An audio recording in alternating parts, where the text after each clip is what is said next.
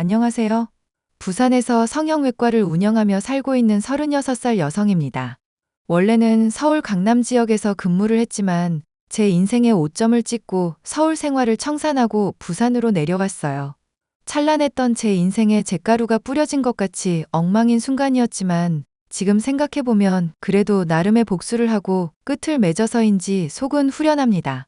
그래서 오늘은 평소 즐겨보던 사연 채널에 제 사연을 써보려고 해요.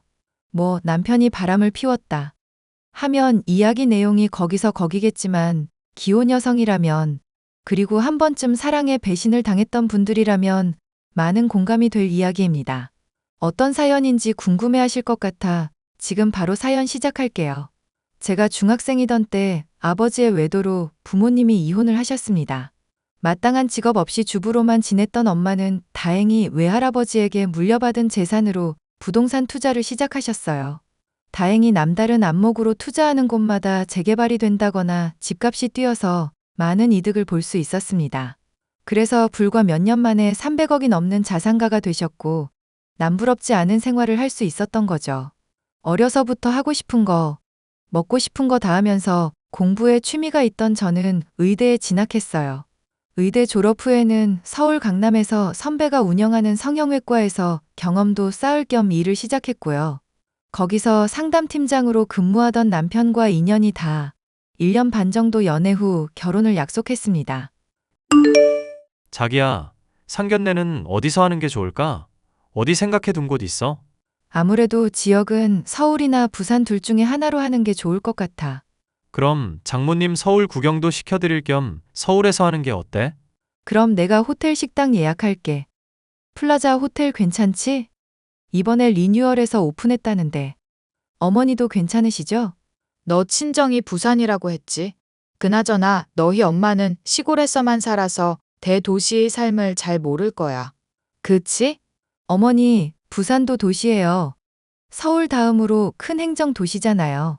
그래, 그렇다고 해줄게. 호텔 식당도 이때 아니면 언제가 보시겠어?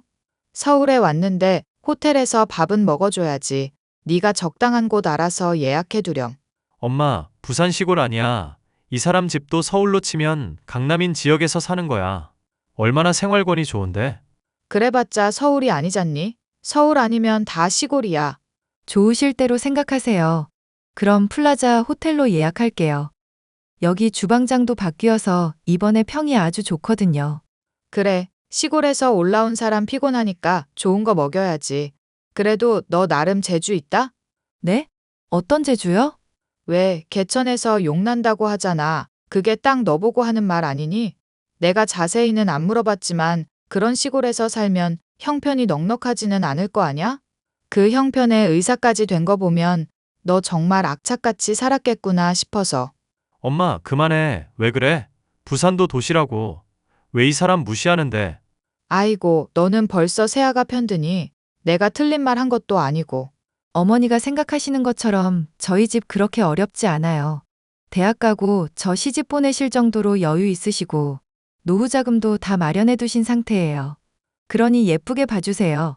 그럼 너희가 알아서 예약하고 나는 옆집 김씨랑 내일 받으러 간다. 자기야, 어머님 도대체 왜 저러셔? 미안해, 자기야. 내가 엄마 진작에 단속했어야 했는데. 우리 엄마가 진심으로 하는 말 아니니까 너무 마음에 담아두지 마. 진심이 아니면 뭔데? 왜 사람을 자꾸 살살 긁어? 대놓고 사람 무시하는 것도 아니고 정말 너무하신 거 아니야? 엄마가 잘못한 거 맞아. 내가 대신 사과할게. 화 풀어. 어머님, 성격 쾌활하시고 거침없이 말씀하시는 대범한 성격 좋아. 근데 사람 무시하는 말하거나 가끔 생각 없이 내뱉는 말씀하시는 거 고치셔야 해. 결혼해서도 이런 식으로 스트레스 받으면 난 바로 이혼이야. 뭐? 이혼? 벌써 그럴 것까지야. 내가 엄마한테 잘 설명할게. 그러니까 화 풀어. 결혼 생활 유지한다고 해도 안 보고 살 거야. 내 성격 알지? 한 번 한다면 다 하는 거. 고부 갈등 안 생기려면 자기가 중간 역할을 잘 해야 하는 거라고. 알겠어. 내가 엄마한테 잘 말할게. 사실 남편을 2년 가까이 만나오면서 친정에 대한 자세한 이야기는 하지 않았습니다. 학창 시절에도 돈 보고 접근하는 경우가 덜어 있었기 때문에 일부러 재산에 대한 이야기 더더욱 하지 않았거든요. 그저 건물 하나 갖고 있으면서 생활비 정도로만 월세 받으며 살고 있는 줄 압니다. 그리고 웃긴 건 시어머니도 부산 출신이라는 거예요. 그러면서 시골 하시는 건데 시골 살면 안목도 좁아지고 삶의 질이 떨어진다며 가끔 선 넘은 발언을 하셨습니다. 저는 남편에게 다짐을 받아내고는 우여곡절 끝에 상견례 날을 잡게 되었어요. 친정엄마도 오랜만에 제 얼굴 볼 겸 서울 여행한다며 잔뜩 신이 나셨죠. 며칠 뒤 상견례 날 긴장되는 마음으로 기다리고 있는데 상견례 장소에 들어선 시어머니가 친정엄마를 보더니 당황하는 기색인 겁니다. 친정엄마도 조금은 당황스러운지 물만 들이키다 식사하고 대화를 나누게 되었죠. 수키야, 오랜만이다. 여기서 만나게 될 줄은 몰랐네. 그러게? 어쩜 너는 하나도 안 변했니? 여전하다, 여전해. 그러게? 새아가가 네 딸일 줄은 정말 몰랐다. 세상이 이렇게 좁을 줄이야. 다 인연이니까 만난 거 아니겠니? 그러고 보니 우리도 고등학생 때 추억이 참 많았지? 상견례 자리니까 우리 이야기는 나중에 할까? 서로 필요한 말만 하자. 뭐, 다 지난 일이니까 굳이 다시 이야기해서 좋을 것도 없지. 그나저나 애들 결혼 말이야. 어떻게 준비할 건지 생각을 해봤어? 애들이 원하는 대로 해야지. 그나저나 너 혼자 새아가 키우느라 빠듯했을 텐데 혼수나 예단은 해올 수 있는 거지? 뭘 원하는지 모르겠지만 너네가 원하는 게 있으면 최대한 맞춰줘야지. 그럼 애들이 강남에서 일하니까 신혼집은 강남이나 그 근처로 하자.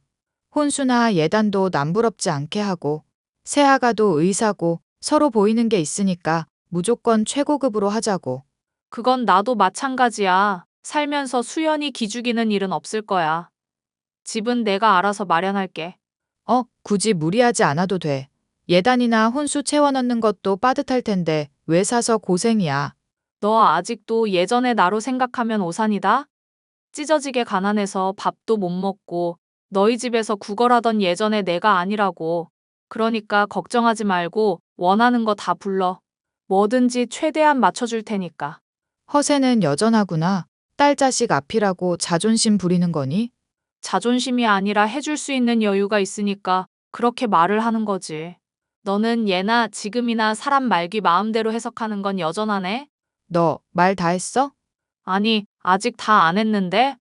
아무튼 원하는 대로 해줄 테니까 수연이 통해서 필요한 거 있으면 말해. 내 번호 알지? 바로 전화하던가. 저희는 상견례가 진행되는 동안 밥이 코로 넘어가는지 입으로 넘어가는지 모를 지경이었습니다. 긴장감 속에 상견례가 마무리되었고 엄마와 소주 한잔하며 시어머니에 대한 이야기를 들을 수 있었어요. 알고 보니 시어머니와 친정엄마는 고등학교 동창이었는데 서로 앙숙이었다고 하더라고요. 당시 외할아버지가 하던 사업이 잘 되지 않았을 시점이라 밥도 못 먹고 급식비를 못 낼 정도로 형편이 어려우셨다고 해요. 시어머니는 노는 아이들 무리였고 요즘 같으면 일진 비스름한 거였다고 합니다. 가진 것도 없으면서 자신보다 주목받는 엄마를 늘 질투에 괴롭혔다고 했어요. 그럼 어머니가 엄마 막 괴롭혔던 거야? 나만 괴롭혔게? 때리고 욕한 건 기본이었지. 나 말고도 당한 애들 많아. 내가 나서서 들이받긴 했지. 아니, 근데 왜 그때 복수 같은 거 안 했어? 왜 당하고만 살았냐고. 말했다시피 가진 게 없어서 백도 없고 돈도 없던 시절이라 어떤 짓을 해도 소용이 없더라. 그래서 아무것도 안 했어? 어휴, 나 같으면 확 그냥. 아서라 어쩌겠어. 그래도 결국 엄마가 들이받아서 사과도 받아내고 다시는 그런 짓 안 하겠다고 다짐도 받고. 그 정도면 된 거 아니냐? 역시 우리 엄마. 어머니가 결혼해서 막 나 괴롭히고 그런 거 아니겠지? 설마 그러겠어? 내 눈치 봐서라도 그런 짓은 안 할 거야. 그리고 이미 다 지난 일이고 철없던 시절이라 그러려니 해. 이제 와서 잘잘못 따지면 뭐하니? 벌써 수십 년도 더 지난 일인데. 하긴. 근데 어머니 성격이 원래 그렇게 무대뽀야? 겉은 그래도 속은 약골이야. 결혼해서 혹여나 너한테 허튼 짓이라도 하면 이 엄마가 가만히 있지 않을 거야. 그러니 걱정 말고 너희는 너희들 인생 살아. 알겠지? 알겠어. 엄마, 나 행복하게 잘 살게. 아, 그리고 박서방도 너한테 잘못하는 거 있으면 처음에 한두 번은 봐줘. 그 뒤로는 엄마가 가만 안 둬. 알겠지? 든든해서 좋아 엄마 말대로 할 테니까 너무 걱정 마요. 오늘 늦었으니까 푹 쉬어요. 그렇게 친정엄마의 바람대로 앞으로 잘 살기로 약속하며 많은 사람들의 축하를 받으며 결혼식을 올렸습니다. 친정엄마는 시어머니가 원하는 대로 강남에 30평대 아파트를 마련해 주셨어요. 물론 제 명의로 말입니다. 혼수나 예단도 부족함 없이 해야 한다며 거의 1억 원 가까이 도와주셨어요. 시어머니가 하도 최고급을 외치시는 바람에 죄다 비싼 것들로만 맞췄는데 솔직히 마음에 안 드는 것도 있었어요. 그리고 친정엄마는 어디 가서 돈으로 꿀리지 말라며 제 계좌에 현금으로 2억도 넣어주셨어요. 이렇게 친정에서 과분한 사랑을 베푼 것에 비해 시댁에서는 금반지, 목걸이, 귀걸이 세트 받은 게 전부였어요. 굳이 금액으로 따지자면 2천만 원 정도 되었죠. 그런데 말입니다. 결혼하자마자 시어머니는 태도가 돌변해 저를 못 잡아먹어서 안달이었어요. 그러면서 말끝마다 제가 의사라는 이유로 남편한테 대접받으려고 하면 바로 이혼시킬 거라며 남편을 떠받들고 살라고 하시더군요. 아들 부심 대단한 시어머니들이 의뢰하는 말이겠거니 하고 넘겼습니다. 매달 용돈도 200만 원씩 드리는데 별도로 카드도 달라 하고 병원에 들러 제 이름 팔며 온갖 시술을 받고 가는 건 당연했어요. 제가 드린 카드는 한도가 1200만 원이었는데 드린 지 2달 만에 카드 한도가 초과되고 그 와중에 남편은 돌연 사업을 하고 싶다며 병원도 그만둬 버렸고요. 제가 벌면 되니까 상관없었는데 한 달, 2달이 지나도 남편은 재취업할 생각이 없었습니다. 마치 작정하고 제 돈 쓰면서 지낼 요량으로 병원을 그만둔 것 같았죠. 자기야, 고생은 젊어서 한다잖아. 다시 재취업할 생각은 없어? 그동안 많이 일했잖아. 당분간은 좀 쉬고 싶은데. 그래도 적당한 일자리 찾아서 재취업은 해야 하지 않을까? 일하다가 쉬는 것도 좋지만 그래도 어느 정도 경제활동은 해야 보기 좋지. 지금 내가 놀고 먹는다 이거야? 이왕 쉬는 거 좀 더 쉬려고 그러지. 이참에 나 해외여행도 다녀오려고. 휴, 쉬고 싶다면 쉬어야지. 그나저나 쉬는 만큼 과소비하는 습관 좀 줄이자. 왜? 내가 뭐 잘못했어? 아니, 솔직히 안 하던 행동하잖아. 홈쇼핑도 필요 없는 건데도 그냥 관심 있으면 막 주문하고. 창고에 쌓인 게 몇 갠데. 아, 그거 주변 사람들한테 나눠주고 엄마도 쓰고 우리도 쓰고 하면 되지. 당신도 당신이지만 어머니도 문제야. 내가 용돈 매달 200 드리잖아. 근데 모자란다고 카드도 달라시더라? 그런데? 카드 1200짜리 드렸는데 2달 만에 한도 초과됐다니까? 내가 말씀드리면 기분 나빠하실 거니까 자기가 잘 말씀드려줘. 아, 뭐 그럴 수도 있지. 돈이 없는 것도 아니고. 내가 잘 말할게. 당신 말대로 돈이 없어서가 아니야. 2달 동안 1200만 원 쓰는 게 적은 돈 쓴 것도 아니고 용돈도 드리는데 난 절대 부족하지 않다고 보거든? 그래서? 요점만 말해. 어머니 과소비하지 말라고 전해줘. 계속 이런 식이면 카드 회수야. 빚이 있으신 거면 말씀을 달라고 해. 같이 해결 방법을 찾으면 되니까. 알겠어. 제가 병원에서 일하면서 받는 월급이 월 1000 이상은 되고 가지고 있는 여윳돈까지 하면 부족한 건 아니었어요. 하지만 시어머니와 남편이 과소비하는 습관을 멈추지 않으면 금방 돈이 바닥날 것 같았습니다. 솔직히 1200만 원이면 보통 사회초년생 연봉 절반인데 그 금액을 2달 만에 사용하는 건 대단하면서 말도 안 되는 일이었습니다. 저는 남편을 통해서 간접적으로 이야기도 해보고 여러 번 대화를 시도했지만 소용이 없었습니다. 카드를 한번 회수해서 한도를 낮춰버리고 당분간 드리지 않겠다고 하니 아주 난리가 나셨습니다. 너무나도 당연하다는 태도로 카드를 요구하셨고 점점 과해지는 시어머니의 태도에 저도 점점 지쳐갔어요. 제가 별다른 대꾸 없이 어물쩍 넘어가자 정말 치사하게도 아이를 들먹이며 인신공격을 하시더라고요. 결혼한 지가 언젠데 아직 아이 소식도 없냐면서 말입니다. 하루가 멀다 하고 늘 같은 시간에 연락하셔서는 비슷한 레퍼토리로 저를 쏴붙이기 바쁘셨죠. 예, 새아가 이번 달부터 용돈 좀 올려다요. 네? 용돈을 올려드려요? 제가 매달 200 드리고 카드도 드렸는데 부족하세요? 그래, 쓰다 보면 모자라지. 너 카드 한도 낮춰놨더라. 그래서 더 그런 거야. 어머니, 그 카드 한도가 결코 낮은 게 아니에요. 그리고 제가 버는 게 한정적인데 어머니 혼자 월 1,000 이상 쓰시면 그거 다 누가 감당해야 하는데요? 누구긴 너지. 정현이가 일을 쉬고 있으니까 이 집의 가장은 너잖니? 어머니, 어떻게 그래요? 젊을 때 저축 많이 해놔야 해요. 미래를 생각해서 저도 나름 대비를 해야 하기 때문에 어머님이 말씀하신 대로는 조금 어려울 것 같아요. 뭐? 용돈을 못 올려주겠다고? 네. 전 그렇게는 못해요. 용돈이 20도 아니고 200이에요. 그리고 카드도 쓰시는데 뭐가 부족하세요? 남들에 비하시면 정말 많이 받으시는 거예요. 어머, 이제는 날 가르치려고까지. 없는 것들이 아주 똑같구나. 너도 네 엄마를 아주 쏙 빼닮았어. 지금 그게 무슨 소리세요? 어머니 용돈이랑 저희 엄마가 무슨 상관인데요? 참나? 꼴에 싫은 소리 들었다 이거야? 그리고 너 아이 소식 없어? 지난번에도 내가 물어봤던 것 같은데? 어머니, 하늘을 봐야 별을 따죠. 그이 맨날 놀러 다니고 집에도 잘 안 들어오고 그러는데 무슨 수로 별을 따고 아이가 생겨요? 그건 네가 알아서 해야지. 여자가 행동 처신을 잘해야 남자들이 집에 붙어 있는 거야. 결혼한 지가 언젠데 아직도 소식이 없다는 게 말이나 되니? 저희 아직 젊고 아이 가진다 하더라도 어느 정도 신혼 보내고 가질 거예요. 그러다 우리 집안 대 끊기면 네가 책임질 거냐? 여자가 시집을 왔으면 여자로서 도리를 다해야지. 뭐가 잘났다고 당당하니? 어머니, 말끝마다 여자 하시고 지금 용돈 못 올려드린다 하니까 발끈하신 것 같은데 이렇게까지 하실 일은 아닌 것 같은데요? 뭐가 아니야. 네가 평소에 똑바로 했어봐. 내가 말하지 않아도 제때제때 눈치껏 올려주고 그랬어야지. 그 문제는 차차 생각해 볼게요. 아이 문제도 그이랑 이야기해 보고요.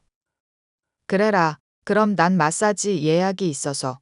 시어머니는 되지도 않는 말로 용돈을 올려달라거나 저를 갈구시고는 했습니다.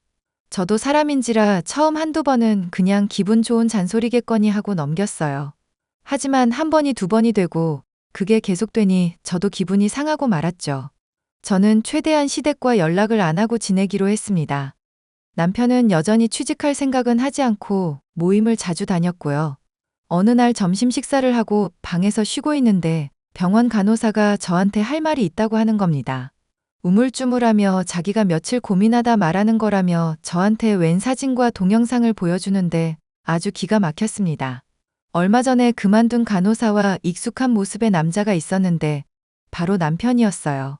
알고 보니 둘이 바람을 피우고 있었는데 저에게 이 사실을 알려준 간호사와 내연녀가 친한 사이였던 겁니다. 친구 사이라도 도가 지나친 것 같아 저한테 와서 말해준 거였죠. 그날 저녁 퇴근 후 남편이 잠들길 기다렸다가 휴대폰을 몰래 보게 되었는데 더 충격적인 사실을 알게 되었습니다. 시어머니와 남편이 적당한 시기에 이혼해서 제 재산을 가로채려고 작당 모의를 하고 있었더군요. 심지어 내연녀도 가담하기로 했고 시어머니는 진작에 남편이 바람을 피우는 사실을 알고 있었던 겁니다. 저한테 용돈이며 카드며 받아서 흥청망청 썼던데 내연녀와 쇼핑도 다니고 여행도 다니느라 그런 거였어요. 저는 모든 증거를 제 휴대폰으로 전송시켰고 화를 억누르며 뜬 눈으로 밤을 지새워야 했습니다. 너무 분해서 잠도 안 오더라고요. 날이 밝자마자 연차 사용하고 변호사 사무실 찾아가서 이혼소송 상담했고 바로 변호사를 선임했습니다. 나다. 점심은 먹었냐? 아니요. 이제 마지막 환자 받고 나가서 먹고 들어오려고요. 무슨 일 있으세요? 무슨 일은 너한테 할 말이 있어서. 뭔데요? 저 바쁘니까 빨리 말씀하세요. 너 신혼집 명의 너로 되어 있지? 원래 암컷이 재산 쥐고 있으면 집이 망하는 법이다. 울 아들한테 집 주고 너는 직장 생활하면서 수발이나 들거라. 갑자기 무슨 소리세요? 무슨 소리긴 말 그대로야. 너네 엄마 닮아서 말귀도 제대로 못 알아쳐먹니? 뭐라는 거야? 길거리에 나 앉아봐야 정신 차리실래요? 뭐? 너 지금 뭐라고 했어? 저도 말 그대로예요. 길거리에 나 앉고 싶으시냐고요. 무슨 말버릇이 그래? 아무튼 너는 남편 내조나 잘해. 그리고 슬슬 아이 가질 준비해라. 병원도 조금 쉬는 게 어떻겠니? 제가 왜요? 왜 굳이 병원을 그만두면서까지 아이를 가져야 하고 내조해야 해요? 오히려 그 사람이 외조해줘야죠. 제가 돈 벌어다 주는데. 여자가 남자 길을 살려줘야지. 지금은 쉬고 있어도 장차 큰일을 할 애다.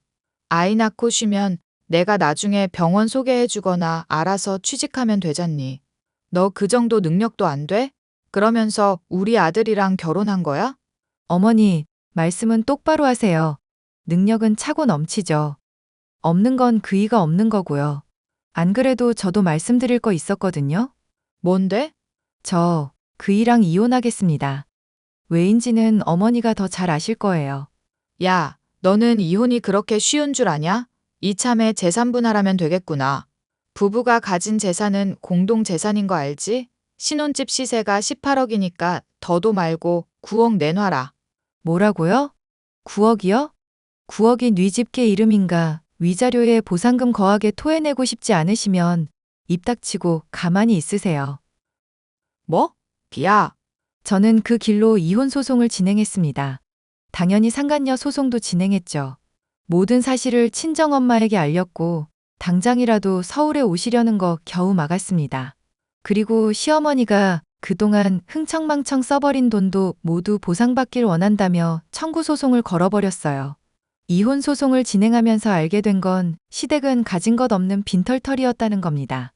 자갈하며 살고 있던 아파트도 전세였고 당연히 모아둔 재산도 없는 상태였어요. 제가 가진 증거가 워낙 명백해서 이혼 소송은 당연히 저한테 유리하게 흘러갔습니다. 모든 소송에서 승소해서 위자료, 보상금으로 1억 가까이 받았어요. 상간녀 소송에서도 승소해서 3천만 원 받아냈고 남편은 당장 가진 돈이 없어서 전세금 빼서 돈을 지급해야 했습니다. 결국 남편과 시어머니는 방 2개짜리 지하 3방이 있는 달동네로 이사했고 보란 듯이 잘 살아보겠다며 사업하려고 대출까지 받았는데 결국 사업은 코로나의 여파로 시작도 못하고 망해버렸죠. 상간녀가 남편의 전 재산을 들고 잠적해버린 겁니다. 남편은 엎친 데 덮친 격으로 빚더미에 앉게 되었죠. 아르바이트를 전전하며 이자를 겨우 갚아나갔고 그렇게 두어 달의 시간이 흘렀습니다. 야, 이수연, 돈 내놔. 있는 돈 없는 돈 가져가서 너만 잘 먹고 잘 살면 그만이냐? 여기가 어디라고 찾아와? 네 따위가 올 곳이 아닌데? 당장 나가지 못해? 영업방해로 신고당하고 싶어? 어차피 네 병원도 아닌데. 야, 당장 돈 내놔. 안 그럼 안 나가. 못 나가. 예물로 줬던 금반지랑 목걸이라도 줘라. 어차피 차고 다니지도 않는 거 내놓으라고. 다들 왜 이제 와서 행패세요? 이혼한 지 2달이나 지났고 지금 이러는 거 법적 문제 생깁니다. 법적 문제? 고소라도 한다고? 야, 이 미친년아. 해볼 테면 해봐. 우리는 더 이상 무서울 게 없는 사람들이야. 말이 안 통하네요. 제 병원이라면 그러든지 말든지 두겠는데 보다시피 제 병원도 아니고. 원장 선생님이 아주 화가 나셨는데요. 지금 당장 내 계좌로 돈 보내. 지금 너 때문에 내 인생 망하고 거지같이 살고 있는데 너만 잘 살게 둘 순 없지. 닥쳐 미친놈아. 어디 와서 행패야? 네가 잘못해서 그 꼬락선이 난 거잖아. 인생만 중요하고 남의 인생은 아무것도 아니냐? 그거 다 네가 자초한 거니까 알아서 해결하던지 마음대로 해. 돈 달라고? 여기까지 오느라 고생했으니까 집에 갈 택시비 정도는 줄게. 뭐? 야, 시어머니와 남편은 병원에 찾아와 한참을 행패를 부리더군요. 자기들이 가진 돈이 없으니 어떻게 해서든 한 푼이라도 받아내려는 심산이었습니다. 하지만 넘어갈 제가 아니었고 저는 경찰을 불러 그들을 병원에서 내쫓아버렸어요. 그 뒤로도 한참을 찾아오며 난동을 부렸지만 법적 처벌을 가할 수밖에 없었습니다. 접근 금지와 통신 제한을 걸어버렸죠. 저는 다니던 병원을 그만두고 서울 생활을 정리하고 부산으로 내려갔습니다. 친정엄마 명의로 된 건물에 성형외과를 오픈했어요. 5층으로 된 건물이었는데 입원실, 수술실 등 다양한 격실을 갖추고 1층에는 카페로 꾸몄습니다. 그렇게 오픈한 지 1년째인데 K뷰티의 여파로 일본, 동남아 등에서 많은 사람들이 오고 입소문도 많이 났습니다. 1년에 10억 넘는 매출을 올리며 승승장구하게 되었죠. 제 인생의 오점인 남편 놈은 어디서 무얼 하는지 관심도 없습니다. 아마 아르바이트를 전전하며 하루 먹고 살기 바쁘겠죠. 그래도 남편 덕분에 사람 보는 눈은 조금 기르게 된 것 같아요. 당분간 결혼의 뜻은 없지만 저와 마음 맞는 사람이 나타난다면 좋은 방향으로 흘러가게 하고 싶어요. 마지막으로 남편에게 한마디만 하겠습니다. 서울에 살고 있는 35살 박정현. 평소에 너 튜브 많이 하던 놈이라 이걸 볼지 모르겠지만, 이거 내 이야기랑 비슷하네? 라면 너인 줄 알고 잘 새겨들어라. 어디 가서 괜히 다른 여자 고생시키지 말고 너 혼자 평생 살라고. 나는 잘 먹고 잘 살고 있으니 너무 걱정하지 말고 양심 지키면서 잘 살아라. 제 사연은 여기까지입니다. 긴 사연 들어주셔서 감사드리고 공감되셨다면 응원의 댓글 부탁드릴게요. 안녕하세요. 저는 20대 중반에 실패한 결혼 생활로 인해 고생한 적이 있는 30대 후반 남자입니다. 지인의 소개를 통해 맞이한 새 아내와의 관계 역시도 최근에 파탄이 나게 되었는데요. 너무 사랑했었던 새 아내를 감방에 넣기까지의 과정에 관해서 얘기해 볼까 합니다. 지민 씨, 오늘 데이트 너무 좋았고 서로 얘기도 잘 통했던 것 같아서요. 야구 좋아하신다고 들었는데 괜찮으시면 나중에 저랑 같이 가실래요? 남자가 뭐 그렇게 소심하게 말을 하세요. 굳이 괜찮으시냐고 물을 건 또 뭐예요.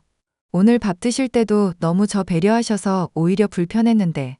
아무래도 제가 말씀드렸다시피 한번 다녀온 경험이 있어서 그런지 여러모로 신중하게 말을 하게 되네요.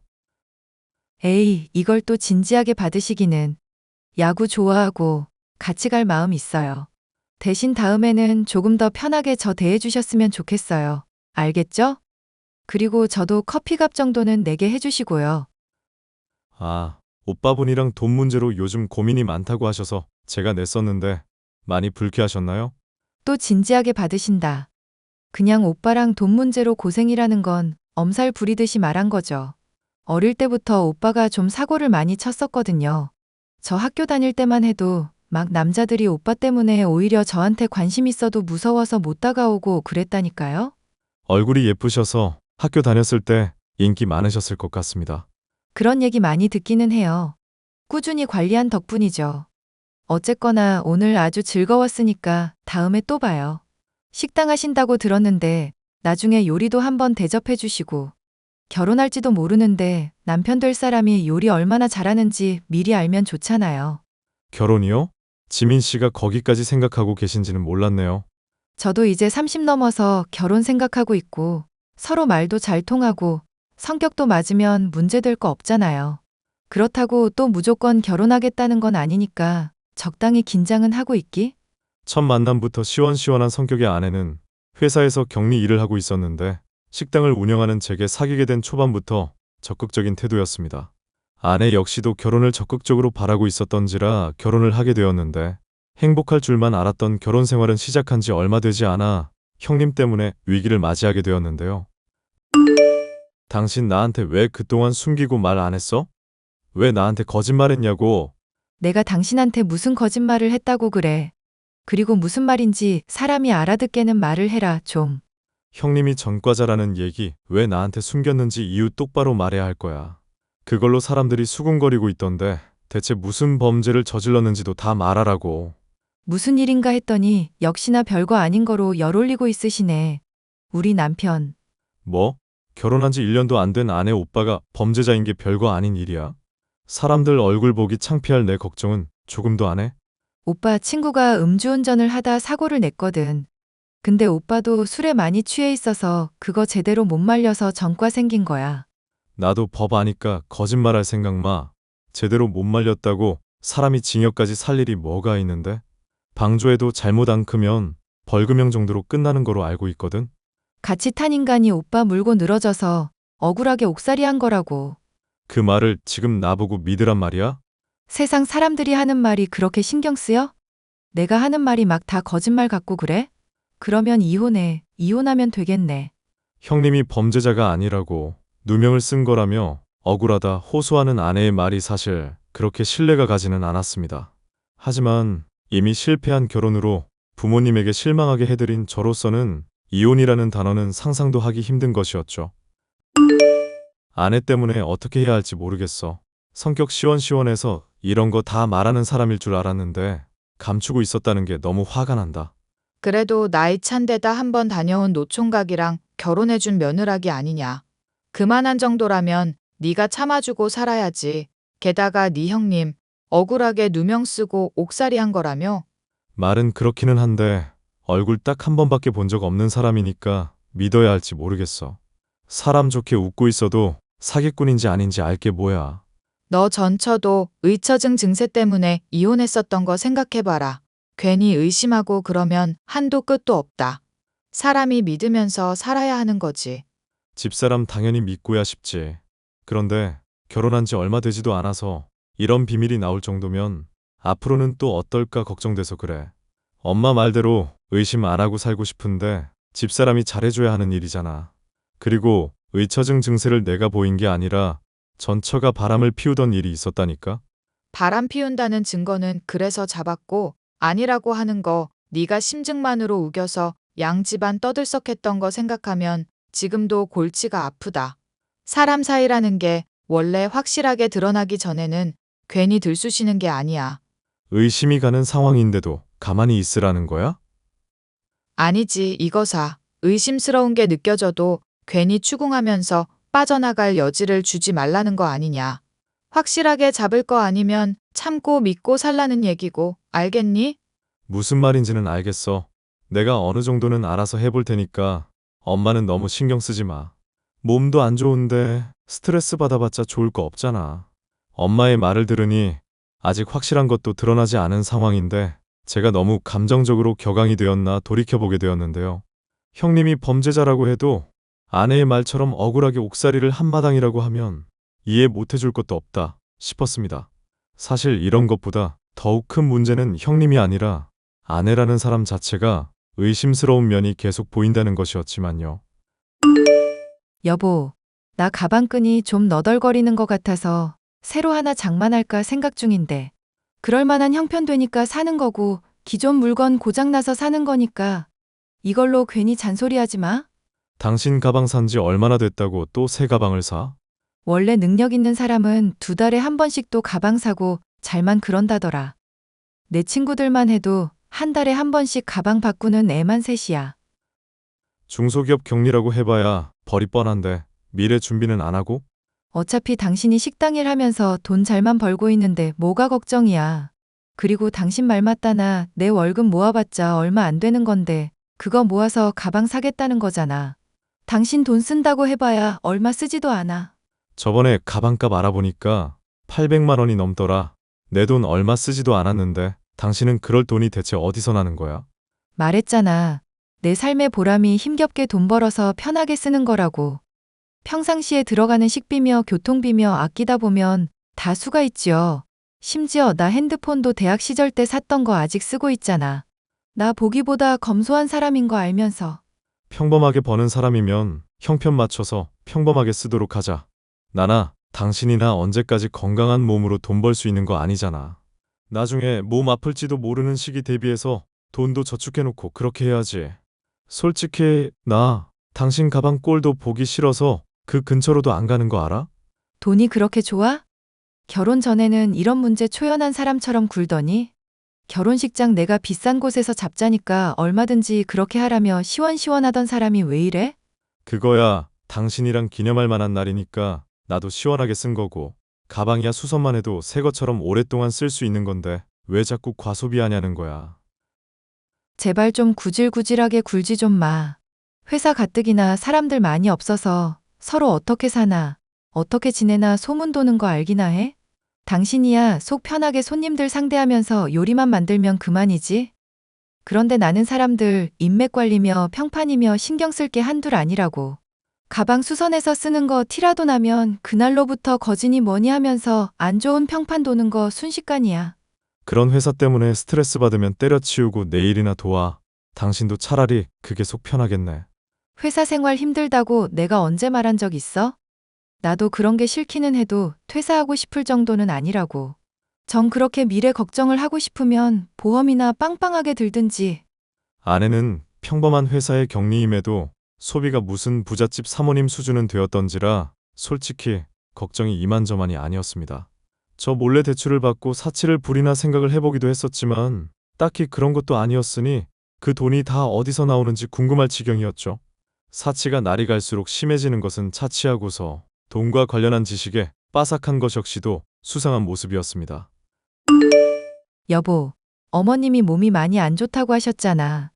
그래서 말인데 생명보험 같은 거 하나 드는 거 어떨까 싶은데? 엄마가 몸이 안 좋은 거랑 생명보험이랑 대체 무슨 상관인데? 어머님이 당뇨며 통풍이며 몸이 안 좋으신 게 많잖아. 심혈관 쪽도 안 좋아서 병원에서 최근에 주의하라는 진단도 들으셨다며. 쉽게 말해 아파서 돌아가시면 돈 받을 수 있는 건데 80세까지인가 보장되는 거로 알고 있거든? 어머님 나이도 비교적 젊으신 편인데 아마 그 전까지는 돌아가지 않을까 해서. 지금 우리 엄마 돌아가시는 거로 뭐 돈 넣고 돈 따기라도 하자는 거야? 당신 진짜 제정신으로 하는 소리야? 여보, 인생은 TV 속 드라마처럼 늘 아름답고 좋은 일만 있는 게 아니야. 이용할 수 있는 건 이용하면서 얌체같이 살아도 남들만큼 살기 어려운 게 인생이라고. 어머님 어차피 돌아가실 건 확정인데 그 사실을 외면한다고 뭐가 달라져? 차라리 어머님이 우리한테 유산 남겼다고 생각하고 그거라도 조금 더 활용하자는 얘기지. 아버님도 나중에 혼자 남으실 텐데 한 푼이라도 더 있으면 좋은 거잖아. 그래서 엄마한테 사망보험 들어놓고 돌아갈 날짜만 기다리자는 얘기야? 나는 당신이 대체 뭐 하는 사람인지 날이 갈수록 모르겠다. 최근에 나 소비하는 문제로 태클 신나게 걸어댔잖아. 사람이 뭔가 문제를 해결하려고 하는데 태클을 걸 거면 대안부터 제시해. 이렇게 막무가내로 감정 앞세워서 안 된다고만 하지 말고. 그게 인간이랑 짐승이랑 다른 점이야. 알아? 이제 하다 짐승 얘기까지 나오네. 그런 식으로 인간이랑 짐승 얘기하면 나도 할 말이 있거든. 자기 시어머니까지도 돈으로 보고 전과자 오빠 둔 당신 쪽이 더 짐승에 가깝지 않을까? 지금 말 다 한 거야? 똑똑하게 머리를 쓰자고 한 거지 어머님 돌아가시라고 굿이라도 한대? 왜 자꾸 사람 의도를 곡해하고 멋대로 해석해서 나쁜 사람을 만들어? 전 처랑도 그런 식으로 헤어졌던 거 아냐? 이제 하다 전처까지 끌어들이냐? 설명했잖아. 바람 피우던 정황 증거가 있었고 그게 의심돼서 쫓아다니다가 의처증으로 오해받은 거라고. 오해받아서 억울한 거 아는 사람이 다른 사람 억울한 건 이해 못 해줘? 오빠도 억울하게 전과 생긴 거지. 아무런 잘못도 없이 깨끗한 사람이라고. 당신이랑 돈 문제로 얘기해봤자 스트레스만 받으니까 그냥 말을 말자. 그리고 전과자인 형님 자꾸 요즘 집에 데리고 오던데 그것도 좀 그만하고. 솔직히 얼굴 보는 거 불편해 죽겠으니까. 아, 이제는 친오빠도 만나지 말라. 이거네? 가족관계 다 끊고 외출도 하지 말고 소비도 못하는 여자 만들려고? 이래놓고 의처증 아니라고 하면 사람들이 잘도 믿겠다. 그치? 당신이 적당선으로만 하면 나야 안 그러지. 사치도 적당히 부리고 형님 만나는 것도 적당히 하라는 얘기야. 됐어. 말 안 통하는 사람이랑 길게 얘기하고 싶지도 않다. 아내는 엄마가 아픈 것을 놓고 사망보험에 들자느니 하면서 돈이 인생에서 제일 중요한 것처럼 말하는 사람이었습니다. 결혼 전에 시원시원한 모습처럼 보이던 것은 다른 사람의 감정을 신경 쓰지 않는 모습이었으며 저와 결혼한 것 역시도 자신이 편하게 소비를 하기 위해 그런 것 아닌가 생각이 들 정도였죠. 아내와 이 문제로 크게 다투고 났더니 자연스럽게 집에서 대화할 일도 줄어들게 되었고 아내 역시도 말없이 외박하는 일이 잦아지게 되었는데요. 각자가 먹은 요리는 각자가 치우기로 서로 약속했었잖아. 배달 음식을 시켜 먹었으면 치워놓아야 할 거 아냐. 날파리 다 꼬인 거 안 보여? 어차피 매일 하는 게 요리 아니면 음식 쓰레기 치우는 일이잖아. 거기에 살짝 얹었을 뿐인데 왜 그렇게 과민 반응하는지 모르겠다. 당신은 그냥 내가 하는 행동 하나하나가 마음에 안 들지? 사람을 무슨 잔소리 못해서 안달난 사람인 것처럼 말하지 마. 내가 분명히 당신한테 말했었지? 선을 넘지만 않으면 괜찮을 거라고. 그런데 요즘 당신 하는 거 봐. 멋대로 명품 가방이며 옷이며 사대는 데다가 말없이 외박하는 것도 수두룩하지. 이래놓고 나보고 잔소리한다고 도리어 큰 소리 치는 거야? 우리 오빠한테 함부로 대하고 막말하는 당신한테 나도 참을 만큼 참았어. 당신이 나 어떻게 구속하고 싶은 건지 느껴졌고 나는 거기에 맞춰줄 생각 없어. 순종적이고 말 잘 듣는 노예를 구하고 싶으면 차라리 이혼하자. 그게 아니라면 내가 하는 행동이며 말이며 좀 이해하려고 노력을 하고. 나는 충분히 노력하고 있다고 생각하는데 당신이 전과자 오빠 숨기고 있었을 때도 좋게 좋게 넘어갔거든? 그 문제로 사사건건 걸고 넘어지고 있는데 그게 좋게 넘어간 거야? 헛소리하지 말고 내가 하는 말 귀담아 들어. 요즘 솔직히 전 처분이 당신한테 얼마나 시달렸을까 그 심정이 이해가 될 지경이니까. 나보고는 형님 건들지 말라고 하더니 당신은 계속 전처 건드네? 솔직히 말이 좋아서 바람 피웠다. 의심이 된다. 이거지. 확실한 증거라도 있어? 확실한 증거도 없으니까 위자료 없이 그냥 서로 합의로 헤어졌던 거 아냐. 이래놓고 남들한테는 본인이 억울한 피해자인 척 아내가 바람을 피웠느니 어쩌느니고 했겠지. 한심하다. 당신이라는 사람. 이제 아예 막 나가기로 마음을 먹었구나. 내가 솔직히 사람을 잘 믿는 편이라서 아내한테 추궁했었던 거고 그것 때문에 오히려 증거가 사라졌었던 거야. 지금이라도 흥신손이 어디 심부름 센터니 고용해서 알아보면 분명 바람 피웠던 놈이랑 재혼해서 잘 살고 있을걸? 아님 또 재혼한 놈 몰래 바람 피우고 있거나. 이러는 거 망상증이고 의처증이고 정신병이야. 나한테 이러지 말고 제발 병원을 가서 치료를 받아. 나 정신병원 보내고 싶으면 어디서 그런 돈이 나고 있는지나 솔직하게 말해. 당신이 아직도 옛날 핸드폰 쓸 정도로 아끼는 사람인 거 알겠어. 알겠는데 그 정도로 명품 가방이며 옷이며 척척 사댈 정도로 돈 생기지는 않잖아. 요즘에는 내가 돈 주고 있지도 않은데 어디서 그런 돈이 나서 이렇게 사치하는지나 말해.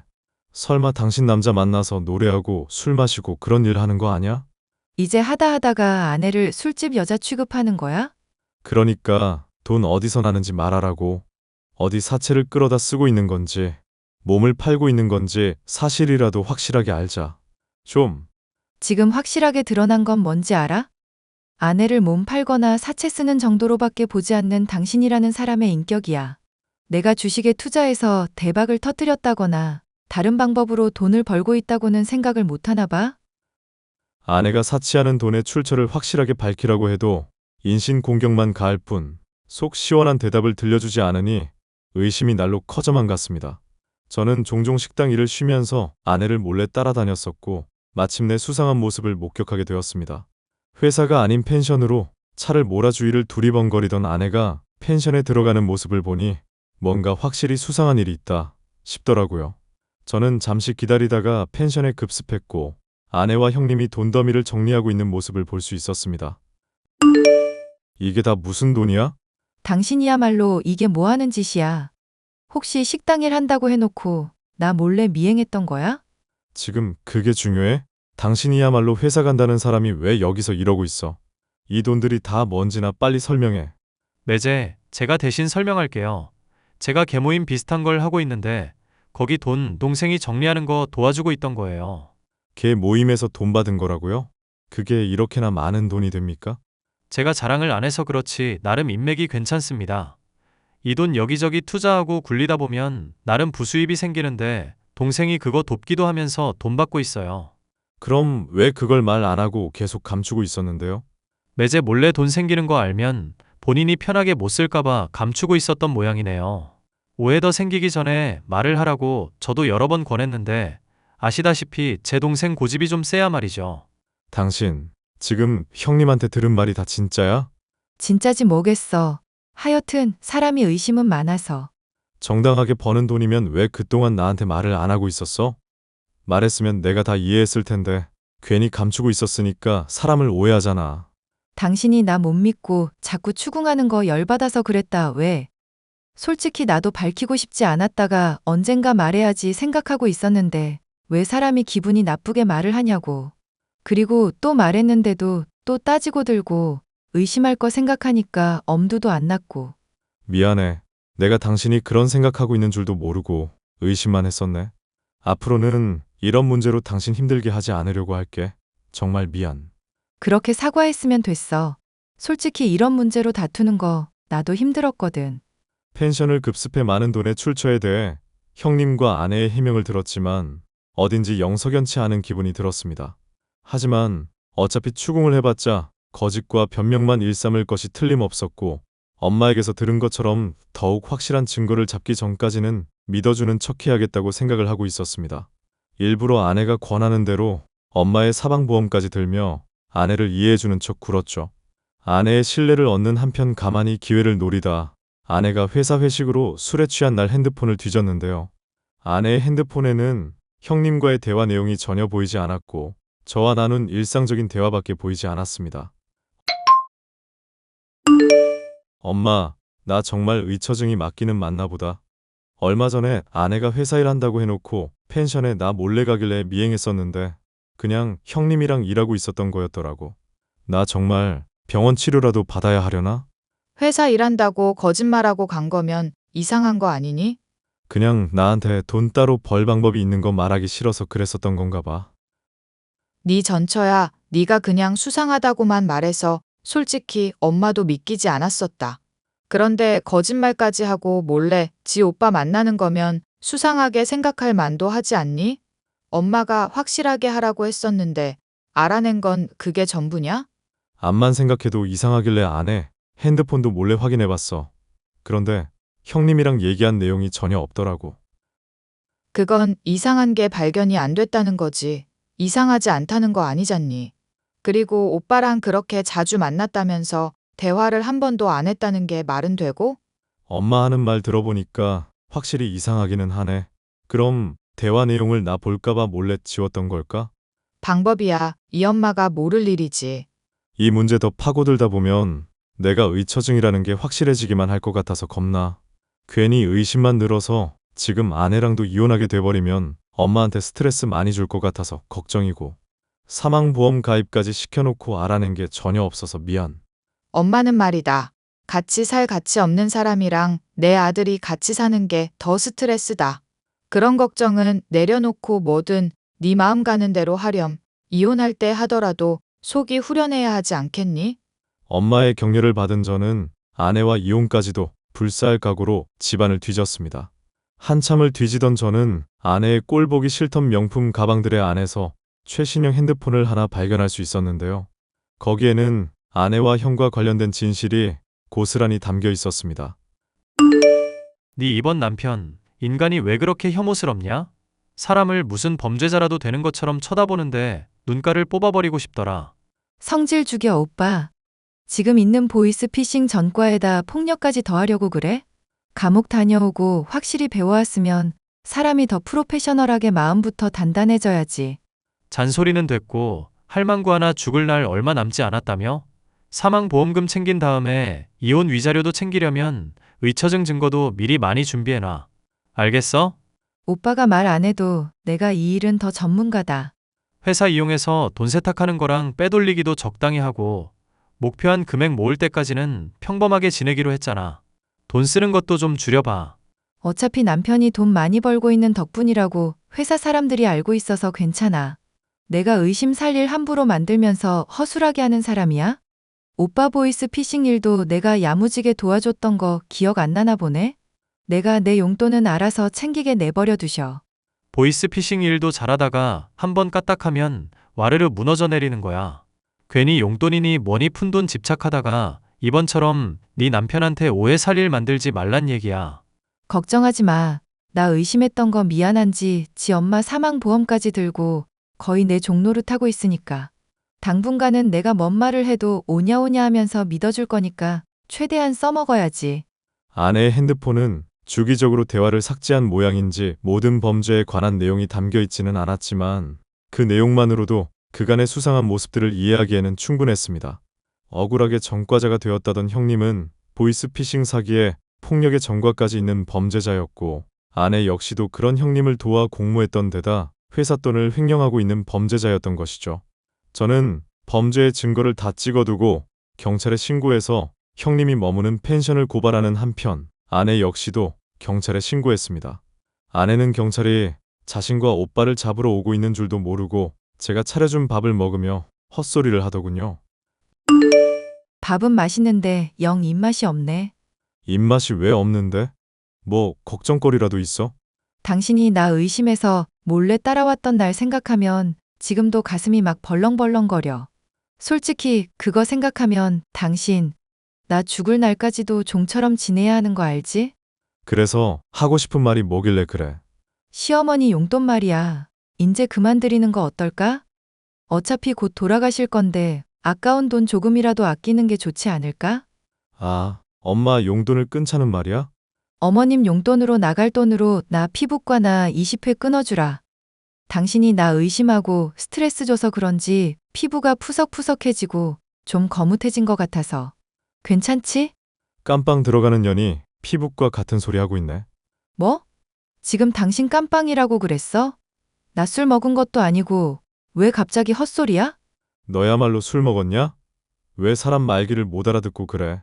형님, 아니, 네 보이스피싱 사기꾼 오빠랑 공범이니까 깜빵 간다는 얘기지. 설마 당신 내 핸드폰 몰래 확인한 거야? 이거 완전히 미친 새끼 아냐? 나 믿어주는 척하고 또 잊혀진 기질 발휘한 거니? 조금 있으면 경찰 올 거니까 네 헛소리도 오늘로 마지막이겠다. 잠깐만, 여보. 나 정말 억울하게 오빠랑 엮인 거야. 협박받아서 어쩔 수 없이 나도 동참했었던 거라고. 결혼 처음인 척 해놓고 이미 결혼한 경력도 있고 보이스피싱에 가담도 했고 그래놓고 다급하니까 이제는 친오빠도 팔아넘기는 거야? 나보고 짐승이니 인간이니 따져대더니 네 수준 참 알만하다. 나 진짜 억울하다고, 이 자식아. 네가 뭔데 날 팔아먹어? 아직 난 네 아내라고. 사기꾼 주제에 아내 같은 소리 하고 있네. 앞으로 콩밥 실컷 먹을 텐데 입맛 없다고 밥 남기지 말고 경찰 오기 전에 더 넣기나 해. 야, 헛소리 하지 말고 비켜. 너랑 더 할 얘기 없으니까. 알겠어. 얼른 가봐. 어차피 붙잡힐 거니까 굳이 방해는 안 할게. 저는 도망가려는 아내에게 비켜주려는 척 해놓고 다리를 걸어 넘어뜨렸습니다. 몸에 무게로 눌러 제압을 하니 평생 힘이라고 써본 적 없던 아내는 고래고래 소리를 지를 뿐 아무것도 하질 못하더군요. 경찰은 곧 집에 와 아내를 연행해서 갔고 그렇게 사건은 일단락이 되었습니다. 저는 이혼을 하게 되었으며 사기꾼 남매에게 5년 이상의 징역이 선고되는 것까지도 지켜보게 되었죠. 보이스피싱이라는 범죄로 많은 돈을 벌어들이면서 본인들의 사리사욕을 채우고 그것도 모자라 저의 엄마의 사망보험금까지 노리던 것들에게 걸맞은 최후라 할 수 있었는데요. 이번 일을 통해 받은 상처가 어느 정도 있지만 제가 틀리지 않았다는 사실에 만족하며 살아가려고 합니다. 더 성숙해진 만큼 앞으로 더 좋은 사람을 만나게 될 것이라 기대해 보려고요. 사연 끝까지 들어주셔서 감사합니다. 안녕하세요. 과천에서 살고 있는 35살 여성입니다. 과천에 있는 공학연구소에서 연구원으로 근무하다가 결혼하고 아이 낳으면서 휴직을 했었는데요. 복직을 앞두고 있는 시점에 여러분께 제 이야기 좀 해볼까 하고 이렇게 사연을 쓰게 되었습니다. 사실 1년 전에 남편과 1년 남짓한 결혼 생활의 종지부를 찍었습니다.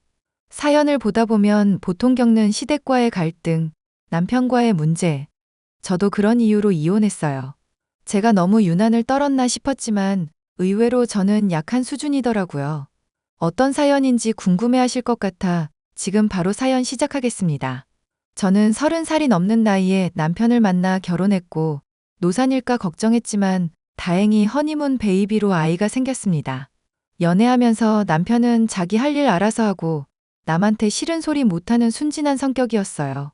하지만 결혼하고 언제 그랬냐는 듯이 태도가 돌변해서는 가부장적인 모습으로 바뀌었습니다. 친정은커녕 시댁에 집중해야 하고 약자한텐 한없이 강하고 강자한테는 한없이 약한 그런 스타일이었죠. 저도 연구소에서 일하면서 월급 600 정도 받았었는데 가끔 연구 성과 좋거나 이센티브를 받으면 월 1000 넘는 경우도 있었습니다. 하지만 남편은 대기업 다니는 자부심이 쩔었고 그런 아들을 둔 시어머니는 아들 사랑 끝판왕이었어요. 금지옥엽으로 키운 아들을 제가 가로채갔다 생각하셨는지 항상 절 보면 시비 걸기 바쁘셨거든요. 그렇게 시간이 흘러 명절이 다가오고 7개월 만삭의 몸이 되었는데 시어머니는 어떻게든 저를 괴롭히고 싶어 하셨습니다. 명절 전주에 전화 와서는 어떻게 할 거냐며 따져 묻기 시작하더라고요. 얘, 이거 다음 주에 음식해야 되니까 알아서 장 봐와라. 암만 몸이 무거워도 이 정도는 할 수 있지? 네? 어머니, 이 많은 걸 그래도 저 혼자 어떻게 하라고요? 요즘 배달인지 뭔지 다 되잖니. 젊은 애가 그런 것도 몰라? 백화점에 딸린 식품점은 배송 안 해줘요, 어머니. 사거리 대형마트도 아니고. 차 끌고 가서 사오면 되잖니. 뭐가 문제야? 너 하기 싫어서 이러지?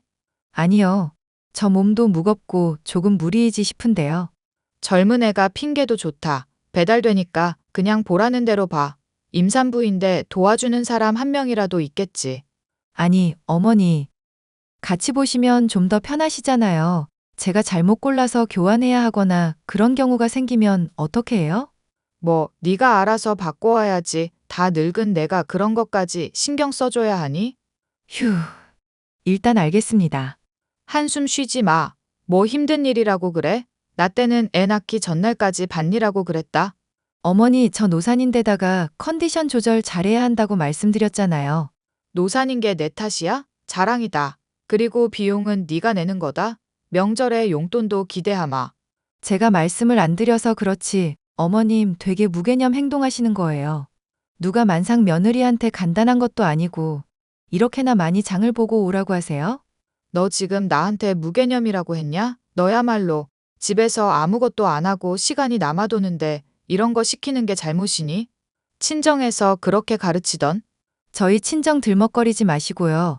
마트는 직접 못 가니까 그이 데리고 가던지 주문 배달하든지 할게요. 이런 싸가지 없는 것. 제가 이래봬도 할 말은 하고 사는 성격입니다. 남한테 지는 거 싫어해서 악발이라는 소리도 듣고 살거든요. 뭐 하나에 꽂히면 마음에 들 때까지 그것만 파고드는 부분도 있고요. 공부해서 박사학위까지 딴 거 보면 대충 가늠하시겠죠? 저는 남편 보고 퇴근하는 길에 시어머니가 보내준 장보기 목록대로 사오라고 시켰습니다. 당연히 바깥에서 힘들게 일하고 돌아온 남편한테 칠첩반상 차려줘도 모자란데 심부름이나 시킨다며 싫은 소리 하더군요. 제 말은 거들떠 듣지도 않고 멋대로 옷 벗어제끼고는 드러누워 버렸습니다. 혹시나 싶어 시킨 건데 그 엄마의 그 아들이라고 그들의 행동을 이해할 수 없었어요. 빈정이 제대로 상한 저는 그동안 남편한테 쌓였던 감정을 모두 쏟아내고 그대로 짐을 싸 친정으로 와버렸습니다. 그렇게 며칠이 흘렀을까요? 제가 아무런 반응도 없자 남편이 먼저 연락을 해오더군요. 당신 언제까지 이럴 거야? 이제 그만 화 좀 풀어. 응? 내가 진짜 화가 난 게 뭔지 알아? 알지도 못하면서 왜 난리야. 아, 마트 같이 안 가서 그런 거잖아. 남자가 어떻게 모양 빠지게 마트 가서 장 심부름을 하냐? 뭐? 어이가 없네. 내가 지금 고작 그 이유로 짐 싸들고 친정까지 왔다고 생각해? 아직 반성을 덜 했구먼. 아, 뭔데? 말을 해줘야 알지. 도대체 사람이 왜 그래? 왜 그러냐니? 만삭 임산부한테 혼자 장 봐오라고 시키는 게 정상이야? 도와주지는 못할 망정 그 많은 걸 배달도 안 되는 마트 가서 직접 장을 봐오라는 게 말이 되냐고. 엄마가 못 가는 사정이 있나 보지. 왜 그런 거 가지고 그래? 못 가는 사정? 어머님 친구들이랑 모여서 화투밖에 더 쳐? 결혼은 나 혼자 한 게 아니라 당신이랑 같이 한 거야. 근데 왜 나한테 희생을 강요해? 희생이라니. 다른 집 여자들도 다 그 정도는 해. 왜 유난이야? 아, 만삭인데도 혼자 무거운 짐 들면서 장도 보고 그러나 보지? 그러다 잘못되기라도 하면 당연히 몸간수 못한 본인 탓되는 거고? 왜 이렇게 비꼬는 거야? 엄마가 과한 거 시킨 것도 아니고 당신이 못할 짓도 아닌데 내가 보기엔 네가 너무 유난이야. 다 필요 없고 당신이랑 말 섞기 싫다. 이런 식으로 도돌이표 대화할 거면 말을 걸지 마. 그러니까 지금이라도 안 늦었으니 집으로 돌아오라고. 안 간다고. 뭘 잘못했는지도 모르는 인간이랑 말 섞기도 싫고 나한테 희생을 강요하지 말란 말이야. 왜 소리를 지르고 그래? 그렇게까지 할 건 아니잖아. 내가 미안해. 그래, 미안하다. 명절 앞두고 큰 소란 피우지 말자. 내가 사과할 테니까 화 풀어. 지금 당장 화 안 풀 거야. 당신이 진짜로 뭘 잘못했는지 알지 못하면 사과받아도 눈 가리고 아웅 하는 시기니까. 저는 명절을 앞두고 극적으로 남편과 화해했습니다. 결국 시어머니가 남편과 장보고 음식 장만하셨어요. 간단한 재료 손질 정도야 도와드렸는데 이러지도 저러지도 못하면서 온갖 고생 다한 시어머니는 제사 지내시자마자 뻗어버리셨죠. 그동안 며느리가 다 하고 입으로만 일을 하셨는데 오래간만에 몸을 쓰니 피곤하실 만도 했습니다. 그렇게 간단히 식사까지 마치고 마무리 도와드리고 친정집에 가려고 준비했는데 망할 남편 놈이 쉬고 싶다며 방에 들어가 버린 거 있죠? 시어머니는 이왕 이렇게 된 거 자고 내일 가라 하셨고요. 저는 왠지 약 올리는 듯한 느낌을 받았습니다. 지난 일에 대한 소소한 복수랄까요? 저는 결국 명절 다음 날 친정에 가게 되었습니다. 친정에 간 지 얼마 안 돼서 남편은 모임이 있다며 나가버렸어요. 시댁에서는 잠까지 자고 왔는데 발붙이길 싫어하니 제가 다 민망하더라고요. 결국 저는 빈정이 상하고 말았고 남편이 친정에 한 만큼만 시댁에 똑같이 대우해 주기로 했습니다. 잘하면 잘하는 만큼, 못하면 못하는 만큼 말이죠. 굳이 저만 노력해서 될 일도 아니었으니까요. 밤이 되자 저는 친정엄마와 속마음을 이야기하게 되었습니다. 엄마, 강서방 너무하지 않아? 왜? 아까 모임 있다며. 그럼 가봐야지. 뭐가 너무한데? 아니, 사실 내가 자존심 상해서 말 안 하려고 했는데. 뭔데 그렇게 뜸을 들여? 할 말 있으면 속 시원하게 해봐. 아니, 결혼하고 나서 이상하게 행복하지가 않다? 임신해서 감정 기복 심해져서 이렇게 느끼는 건지 모르겠는데 예전 같지가 않아. 왜? 무슨 일이 있었어? 아니, 내가 어이가 없어서. 어머니가 명절 전주에 연락 오셔가지고는 나한테 장 봐오라고 하시는 거 있지? 너한테? 굳이? 내 말이 마트 가서 장 봐오라는데 그 마트가 배달 서비스도 안 되는 데라 그냥 내가 짊어지고 와야 하는 데야. 몸도 그렇고 컨디션 조절해야 돼서 거절하고 안 하긴 했는데 영 찝찝하네. 사부인이 그랬단 말이야? 만삭 임산부를 가만히 둬도 모자란데 장을 봐오라고 했다고? 그래서 넌 어떻게 했는데? 당연히 거절했지. 나 할 말은 하고 사는 성격인 거 알잖아. 그랬더니 어머니가 삐지셔가지고는 어휴, 내가 이러려고 결혼했나. 그래도 조금만 참아. 미운 털이라도 박히면 어쩌니? 곧 태어날 손주 녀석 생각해서 마음을 좀 편하게 먹어. 아이 태어나도 이런 상태면 결혼한 게 무의미하지. 말도 마라. 너 그럼 이혼이라도 하겠다는 거야? 아이 생각해서라도 꾹 참고 견뎌. 그럼 언제가 됐든 간에 결과가 나올 거야. 알겠어, 엄마. 내가 정말 힘들다 싶으면 이야기할게. 시간이 흘러 저는 임신 8개월 차에 접어들었고 슬슬 아기용품도 사고 출산 준비를 하기로 했습니다. 모처럼 콧바람도 쐴 겸 남편과 시어머니를 모시고 백화점과 아기 용품점에서 이것저것 물건을 사려는데 골라주거나 구경하기는커녕 제가 사려는 물건마다 사사건건 간섭하기 바빴어요. 무조건 유기농으로 사고 브랜드로만 사라고 하고 최고급을 추천해 주더라고요. 아니, 누가 모른답니까? 유명한 브랜드고 고급스럽고 하면 당연히 좋죠. 하지만 육아는 엄마의 몫이다 보니 제 의견이 반영되는 물건을 고를 수밖에 없었습니다.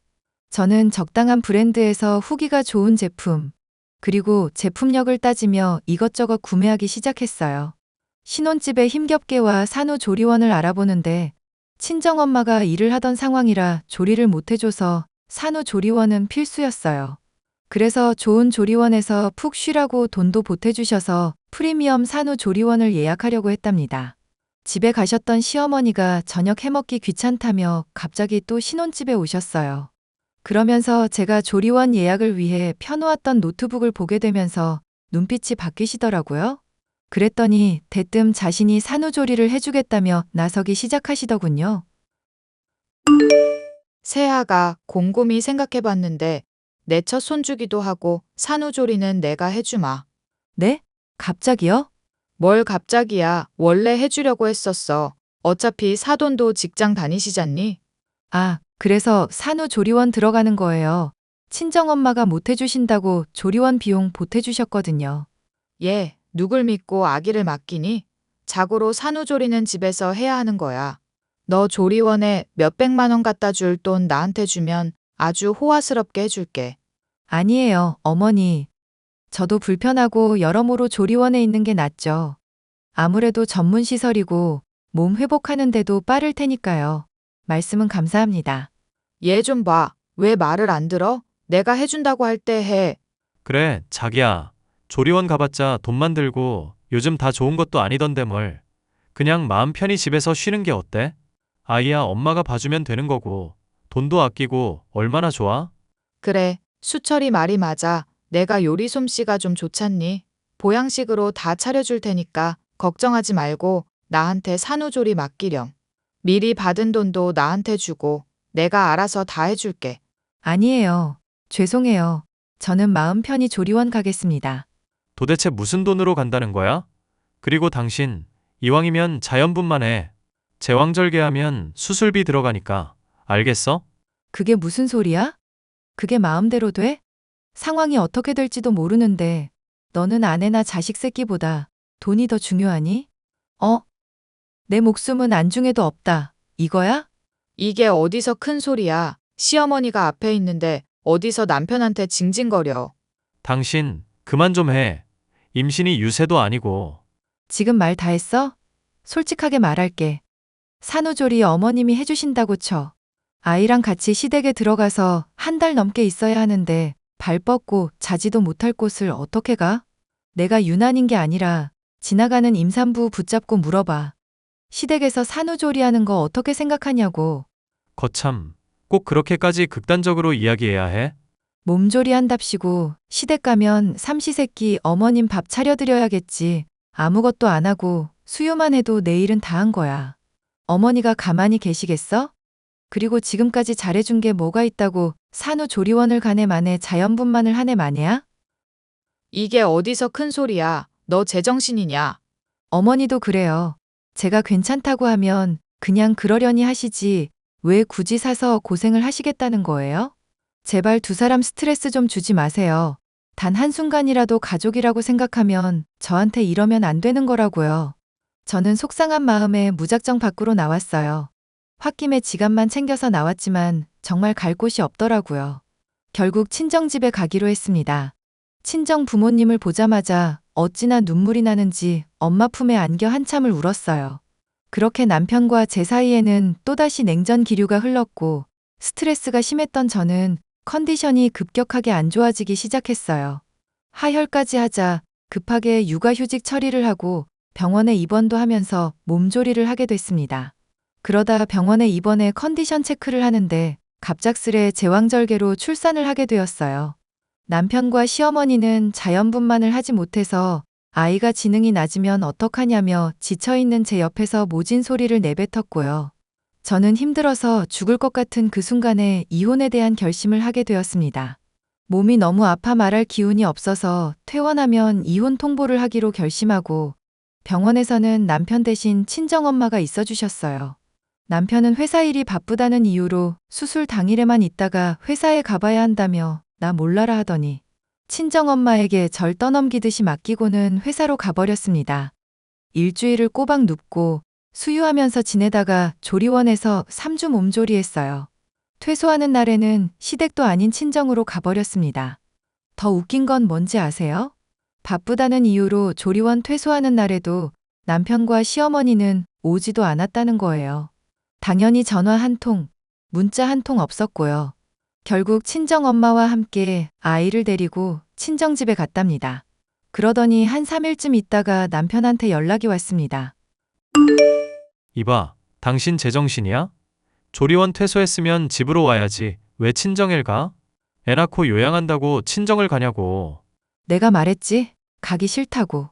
아니, 그렇다고 첫 손주인데 얼굴도 안 보여줘? 장난해? 나 수술하고 입원해서 조리원에 있을 때 아는 척했어? 어머니는 그렇다 쳐도 당신은 그랬으면 안 되지. 내가 남도 아니고 당신 와이프인데 와이프가 아이 낳고 조리원에 있는데 어쩜 얼굴 한번 안 비출 수 있니? 하는 일이 바빠서 장모님한테 맡겼잖아. 방치한 거지 맡긴 거냐? 나 아이 전 물려야 하니까 다음에 연락해. 당신이랑 이야기할 힘도 없어. 아니, 당신 머리가 어떻게 된 거 아니야? 아무리 서운했기로써니 아이를 데리고 쪼르르 친정에 가. 바쁘니까 나중에 이야기해. 짜증나게 하지 말고. 출산한 지 3일 만에 이혼당해볼래? 이혼? 당신 그 말 진심이야? 그래, 이왕 말한 김에 끝판을 보자. 당신이랑 나 이혼하자. 당신도 내 남편 구실 못 해주고 나도 더 이상 당신 비위 맞춰주면서 평생 살 자신 없거든? 말 한번 잘했네. 이혼하던가 미친놈아. 뭐가 이렇게 당당해? 당신 말 다 했어? 그래 다 했다. 이런 집구석에서 내 아이 키우면서 당신 닮게 하고 싶지 않아. 아쉬울 것 없으니 이혼해. 저는 그 길로 친정엄마에게 아이를 맡기고 변호사 사무실에 들러 이혼 소송 상담을 받고 왔습니다. 유책 사유에 대한 증거가 있으면 이혼 소송에서 유리하다길래 잠시 고민에 빠졌어요. 당연히 지금까지 남편의 행동이라면 충분한 이혼 사유지만 명백한 증거가 없었기 때문입니다. 이런저런 생각을 하며 잠시 커피 한 잔을 하는데 연구소 선배한테 연락 와서는 기니 할 말이 있다며 만나자고 하더라고요. 연락을 받고 근처 카페에서 만났더니 사진 몇 개를 보여주는데 기겁하고 말았습니다. 하늘이 절 도운 것일까요? 선배가 보여준 사진에는 정말 충격적인 장면이 담겨 있었습니다. 남편이 연구소 타부서에서 근무하는 여직원이랑 바람을 피우고 있었고, 제가 아이 낳고 병원에 있을 시기에도 둘이 여행을 가기도 했더라고요. 사진은 그 상간녀가 비밀 계정으로 만들어 놓은 SNS에 게시해 놓은 것들이었고요. 저는 선배로부터 모든 증거를 넘겨받고 남편을 만나러 가서 마지막으로 되물었습니다. 당신이 웬일로 먼저 만나자고 해? 아, 미안해서 그래? 그럼 지금 당장 엄마한테 가서 무릎 꿇고 사과드려. 아니, 내가 왜? 지금 당신 만나러 온 건 처음이자 마지막으로 물어볼 게 있어서야. 착각하지 말라고. 뭔데 그래? 이 사진 연구소 선배가 주더라? 당신이 좋아 죽는 그 여자가 SNS에 턱하니 올렸던데? 생각보다 쉽게 증거 만들어줘서 나는 아주 고마울 따름이야. 증거? 증거라니. 너랑 나랑 이혼하려면 명백한 증거가 있어야 한다길래 어떻게 해야 하나 고민 중이었거든. 근데 어떤 사람이 이 사진을 나한테 보내주더라고. 이거, 너 내 뒷조사한 거야? 뒷조사는 가만히 있는데 사람들이 찾아준 거라니까? 오죽 행동을 거지같이 했으면 사람들이 날 찾아와서 너 바람 피웠다고 꼰질러 주냐? 그래서 지금 이혼이라도 하겠다는 거야? 너 지금까지 내 말 뭐 들었어? 난 이미 너랑 이혼하기로 결심했고 증거도 받았겠다. 망설일 이유 없지? 내가 뭘 그렇게 잘못했는데 넌 얼마나 잘났길래. 나? 잘났지. 너는 아빠 자격도 없는 사람이야. 더러운 사람 밑에서 아이 못 키우니까 깔끔하게 갈라서자. 아이는 내가 키울 거야. 그게 네 마음대로 되니? 세상이 그렇게 호락호락하냐고. 쉽지 않은 일이 어딨어. 내가 그럴 줄 알고 산부인과랑 산후조리원에 CCTV 자료 다 요청해놨거든. 뭐, 까짓것 해. 그리고 이왕 이렇게 된 거 네가 낳은 아이 내 아이는 맞는 거야? 어떻게 이렇게 단번에 이혼을 결심해? 내 아이 아니라서 그런 거지? 네가 양심 찔려서 그런 거지? 미친 새끼. 말을 해도 너 하나도 볼품없는 거 알아? 풍선처럼 꺼진 가슴하며 푸석푸석한 피부까지. 그 여자는 돈도 많고 너보다 더 여유 있어. 내가 너랑 이혼하고 여자가 없어. 뭐가 없어? 난 지은이랑 살면 되니까 까짓것 이혼해. 그리고 양육비는 안 줄 거야. 내 아이가 아닐지도 모르는데 내가 뭘 믿고. 야, 장수철, 너 말 다 했어? 너 고소까지 당해볼래? 내가 틀린 말 했냐? 너 화장실 가서 거울 좀 보고 와. 네 꼴이 지금 말도 아니라고. 그리고 이혼 준비는 잘하던지 말던지 나는 위자료 줄 생각 1도 없으니깐. 며칠 뒤 이혼 소송이 진행되면서 남편의 부조리도 드러났어요. 다니고 있던 회사에서 격리부 동료와 짜고 회사 돈을 횡령하려고 했던 혐의가 런한 겁니다. 상간녀와 놀아나면서 저와 이혼 후 집을 마련해서 같이 살 생각에 대출까지 풀로 받아 놓은 상태고 돈도 넘겼더라고요. 상간녀는 잘못한 거 없다면서 당당하게 행동하라고 남편에게 소리까지 쳤습니다. 멍청한 남편은 상간녀의 말을 믿고 저한테 끝까지 막말을 해댔고요. 저는 이혼 소송에서 승소하고 위자료 5천만 원 받았습니다. 그리고 매달 양육비 90만 원 받기로 했어요. 상간녀 소송에서도 승소해서 2천만 원 받아냈습니다. 이혼 소송을 진행하는 과정에서 남편은 회사에서 안 좋은 이미지로 전락해버리고 말았고 결국 권고사직을 당했어요. 마찬가지로 상간녀도 연구소에서 징계받고 권고사직 당했습니다. 근데 쥐도 새도 모르게 남편 돈 들고 튀었더라고요. 시댁까지 담보 잡혀있는 상황이라 제때제때 이자 내지 못하면 집이 경매에 넘어가 길거리에 나앉아야 하는 상황이 돼버리고 말았습니다. 저는 신혼집에 가서 제 짐과 아기용품을 챙겨 친정집으로 돌아왔어요. 그러고는 남편의 짐을 모두 챙겨 시댁으로 보내버린 뒤 부동산에 신혼집을 내놓았습니다. 한동안 잠잠하나 싶더니 조용하던 친정집이 시끄러워지기 시작했어요. 바로 시어머니와 남편이 쳐들어왔기 때문이었죠. 새아가 염치 없지만 우리 좀 도와다오. 너 아니면 도움받을 사람도 없어. 이미 끝난 사이인데 뭐가 더 필요해요? 당장 나가주세요. 사실 우리도 당한 거였어. 그년이 우리 돈 들고 도망갔다고. 그게 저랑 무슨 상관인데요? 이미 이혼했는데 왜 이제 와서 이러시냐고요. 경찰 부르기 전에 당장 나가세요. 그래서 말인데 우리 한 번만 도와주라. 1억이면 대강 빚 갚고 원룸은 살 수 있겠더라고. 그러니까 여보, 제발 한 번만. 됐거든요? 어려울 때 사람 버리는 거 아니라는데 당신들은 이미 기회를 저버린 사람들이야. 난 당신들 도와줄 생각 없어. 10원짜리 하나라도 말이지. 그럼 어떡한다니. 당장 길거리에 나 앉게 생겼는데. 그래도 여보, 내가 당신 남편이었고 미우나 고우나 아이 아빠인데 적어도 기본적인 도리는 해야 하지 않아? 그러니까 제발 나 좀 도와줘. 염치 없는 소리 하지 말고 아이 돌봐야 하니까 그만 꺼져. 네가 우리한테 이럴 순 없다. 사람 됨됨이가 이러면 쓰니. 말은 바로 하세요. 아줌마. 이혼했으니까 아줌마라 해도 되죠? 그리고 말 나온 김에 몇 마디 더 덧붙이자면 결혼하면서 제가 오히려 보태면 보탰지 어머니나 그이 돈 들어간 거 하나도 없어요. 제가 손해배상까지 청구하기 전에 당장 썩 꺼지시죠? 이런 못된 걸 봤나. 감히 하늘 같은 남편이 무릎까지 꿇으면서 사정사정 하는데 봐주지는 못할 망정. 아, 시끄럽거든요. 데리고 살아줬던 거 고마워해요. 정신 좀 차리고요. 한 번만 더 찾아오면 가만 안 둘 겁니다. 여보, 여보. 그런데 그 순간 제 고개가 오른쪽으로 획 돌아가는 게 아니겠어요? 바로 시어머니가 분을 참지 못하고 있는 힘껏 제 뺨을 갈겨버린 겁니다. 저는 옆에서 눈을 크게 뜨고 있던 남편의 뺨을 똑같이 냅다 갈겨버렸어요. 친정 아버지도 화가 나셔서는 잔뜩 으름장을 놓으셨습니다. 이보세요. 사돈. 지금 좋게 좋게 이야기하니까 내 딸이 하는 말이 우스워 보여요? 사돈, 그런 게 아니라요. 내 딸한테 함부로 했던 거 내가 다 걸고 넘어져 볼까요? 지금 뺨도 때렸겠다. 폭행제고 뭐고 다 깡그리 잡아서 콩밥 좀 먹여줘. 콩밥이라니. 내 귀한 딸한테 손찌검하고 다짜고짜 남의 집에 쳐들어와서는 무슨 행패냐 이겁니다.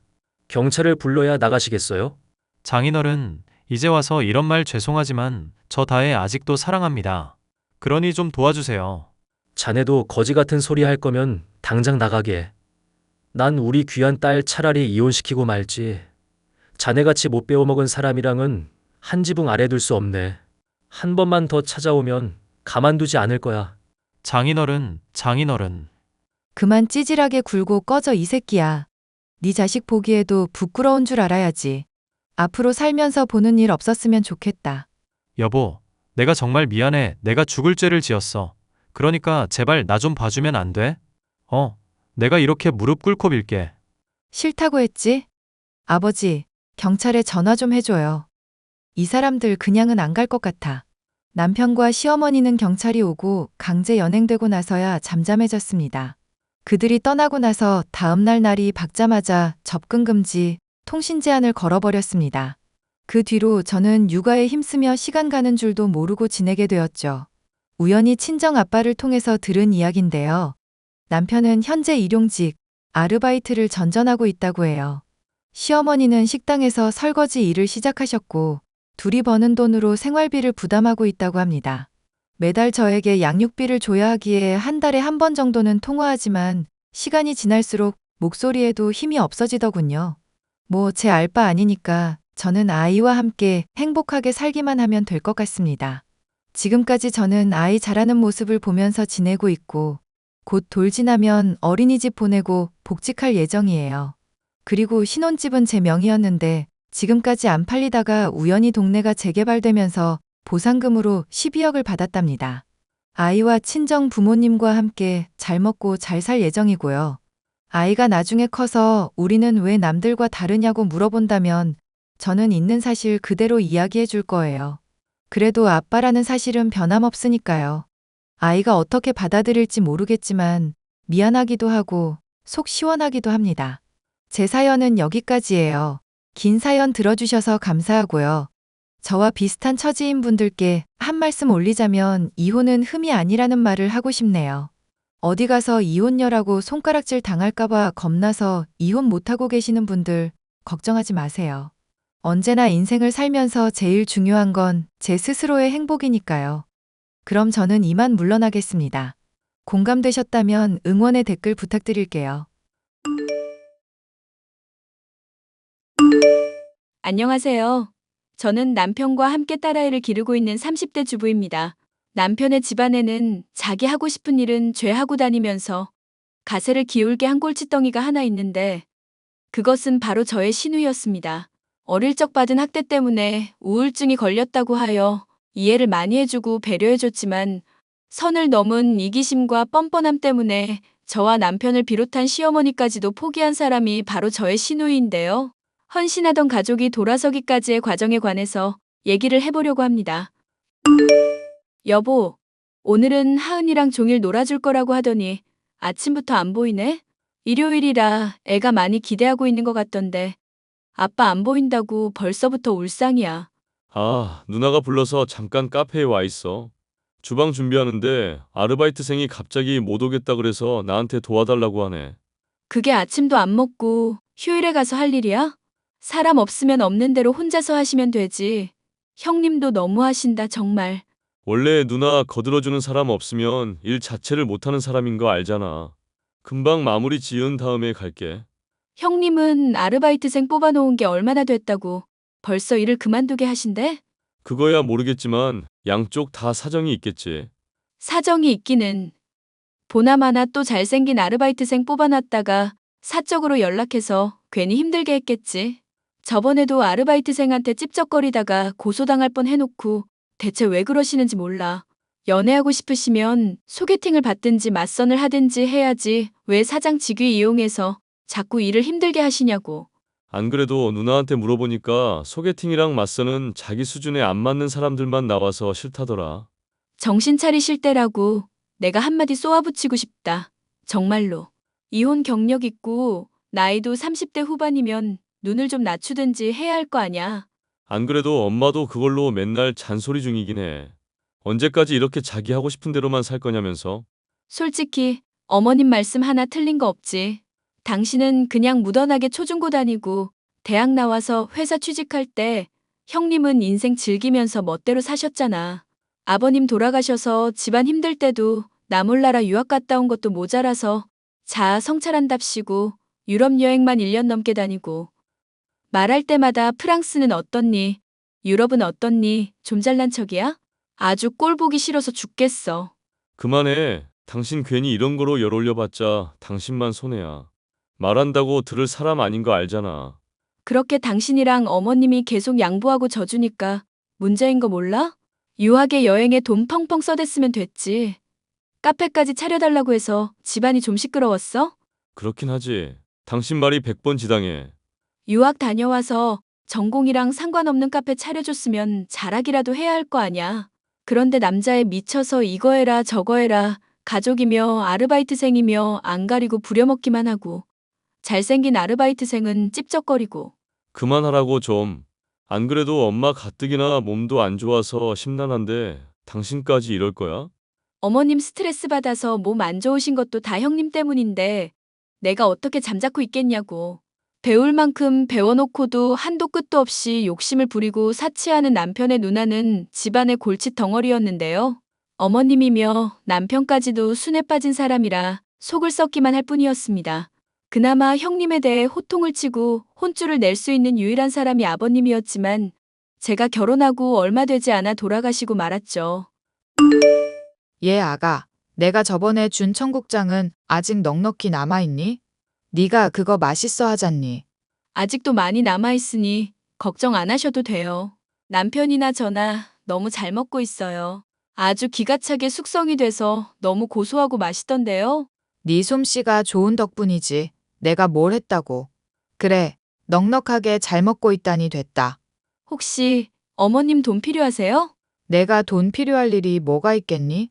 연금도 꼬박꼬박 나오겠다. 쓸 일도 없는 늙은이인데. 형님이 최근에 그이한테 돈 빌려간 일이 있거든요. 그런데 그럴 일 있을 때 보통 한 명한테만 말씀하시진 않잖아요. 그래서 어머님이 혹시 돈 필요하신가 해서요. 네가 사려가 깊은 애니 나 죽더라도 뒷일 걱정은 안 해도 되겠구나. 맞다. 안 그래도 지영이가 돈 빌려달라고 얘기를 하더구나. 혹시 괜찮으면 돈 좀 융통해 줄 수 있겠니? 내가 나중에 너한테 이자까지 쳐서 다 갚으마. 빌려드리는 거야.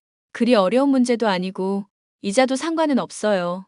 단지 형님한테 돈을 빌려준다는 게 너무 걱정돼서 그런 거죠. 카페 운영이 계속 안 풀리고 있나 봐요? 나야 자세한 사정은 모르겠다만 요즘은 다들 어렵고 힘든 시기라고 하잖니. 어머님, 제발 형님한테 더는 휘둘리지 마세요. 제가 남편이랑 같이 카페 일 도와주러 간 적 있었는데 진짜 거기서 겪어본 거 다 말도 못할 지경이에요. 뭐가 어떻길래 그러니? 손님은 별로 없는데 아르바이트생들이 스트레스를 많이 받는지 표정이 말이 아니더라고요. 손님들이 와서 물티슈 있냐? 물 좀 달라 당연한 요구하는데도 형님은 그걸 왜 여기서 찾냐면서 불친절하게 굴고요. 카페 리뷰며 평점이며 다 최악일 수밖에 없죠. 걔가 어릴 적부터 몸이 많이 안 좋았다. 그래서 오냐오냐 하면서 길렀더니 사회성이 많이 떨어지는구나. 아무리 사회성이 떨어진다고 해도 형님은 너무 심해요. 밑 빠진 독에 물 붓는 것도 아니고 이제 어머님도 그만하셔야죠. 언제까지 저렇게 혼자만 인생 편하게 막 살도록 내버려 두시면 안 돼요. 너희들한테도 스트레스를 많이 주니? 흉보는 것 같아서 속속 다 말씀드리기는 못한데 남편을 너무 부려먹는 것 같아서 마음이 안 좋긴 해요.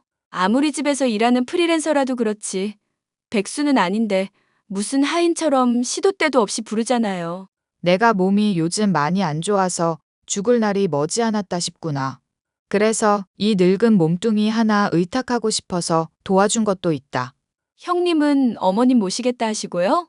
지금 연애하고 결혼도 해야 하는데 누구 혼사 막을 일 있냐면서 성질을 내더라. 그래서 한번 얘기 꺼내보고 그 뒤로는 아예 말도 안 했다. 어머님께 받은 게 얼마인데 형님 정말 너무하시네요. 제가 형님한테 한번 얘기 꺼내볼게요. 만약 어머님 못 모시겠다고 하면 제가 모실 테니까 이 일로 상심하지 마시고요. 지훈이가 별로 달가워하지 않을 텐데. 그이가 내색을 안 해서 그렇지 어머님 걱정 많이 하고 있어요. 제가 괜찮다고 하는데 반대할 사람은 아니에요. 그리고 맨날 멋대로 형님 도와주러 가는 사람이 어머님 돕겠다는 건 반대하려고요? 내가 니들한테 정말 면목이 없구나. 형님, 단도직입으로 말할게요. 어머님 모시는 일 못하겠다 하신 거 사실이에요? 올케는 신경 쓸 일 아냐. 관심 꺼. 아니, 정말로 사람이 왜 그러시는 거예요? 유학 보내주시고 카페 차려주시고 그동안 해주신 게 얼마인데요? 나 어릴 때 아빠한테 혼날 때 엄마는 구경만 하던 사람이야. 그것 때문에 나 우울증 걸려서 고생했던 것도 계산해야지. 저도 그 얘기 남편한테 들어서 이미 알고 있어요. 아버님 지갑에 몰래 손대다가 혼나신 거로 아는데 그런 훈육은 당연히 필요한 거죠. 그날 아빠한테 얻어맞고 울어서 눈 퉁퉁 붓는 바람에 애들한테 놀림받았다고. 당시에 나한테는 어마어마하게 슬프고 충격적인 일이었어. 남 일이라고 함부로 말하지 마. 살면서 그런 정도 혼나는 건 누구나 다 겪어요. 제가 봤을 때는 형님이 너무 연약하신 것 같은데요? 무슨 헛소리를 하는 거야, 올케. 아르바이트 하는 애들 내 얼굴도 제대로 못 쳐다보는데. 내가 얼마나 무서운 사람인지 전에 도와주면서 확인하지 않았어? 올케한테도 한번 체험시켜줄까? 그야 자를 수 있는 권한 가지고 있는 사람이니 눈치를 보는 거죠. 그럼 엄마랑 내 동생은 왜 내 눈치를 살피는데? 그이랑 어머님이 착해서 그런 거죠. 그러니까 형님, 제발 좀 정신 차리세요. 사람이며 가족이며 다 잃고 떠난 이후에 정신 차려봐야 소용없어요. 어머님 언제 돌아가실지도 모르는데 제발 계실 때 정신을 차리라고요. 자꾸 동정에 호소하면서 감성팔이 하지 마. 내가 제일 극혐한 게 감성팔이니까. 세상에서 제일 사랑하니 평생 함께니 달콤한 말만 해대던 전 남편한테서 내가 아무것도 못 배운 줄 알아? 가족이니 뭐니 하는 말로 사람 올가매려 들지 마. 어머님이 그럼 형님을 챙겨줘야 하는 이유는 뭔데요? 가족이니 뭐니는 형님이 받을 때는 해당이고 줘야 할 때는 감성팔이인가요? 그러게 누가 날 낳으래? 힘든 세상에 태어나게 했으면 돌봐줘야 하는 건 당연한 일이지. 남편은요? 남편은 형님 낳은 부모도 아닌데 왜 도와줘야 하는데요? 도와주기 싫으면 도와주지 말라고 해. 난 그냥 요청했을 뿐인데 지가 도와주는 걸 나보고 뭐 어떡하라고. 저는 분명히 경고를 드렸어요. 가족이든 카페든 이런 식으로 자기 좋을 대로만 하고 살면 분명 후회하는 날 오실 거예요. 아이고 무서워라. 옳게 지금 사람 협박하는 거야?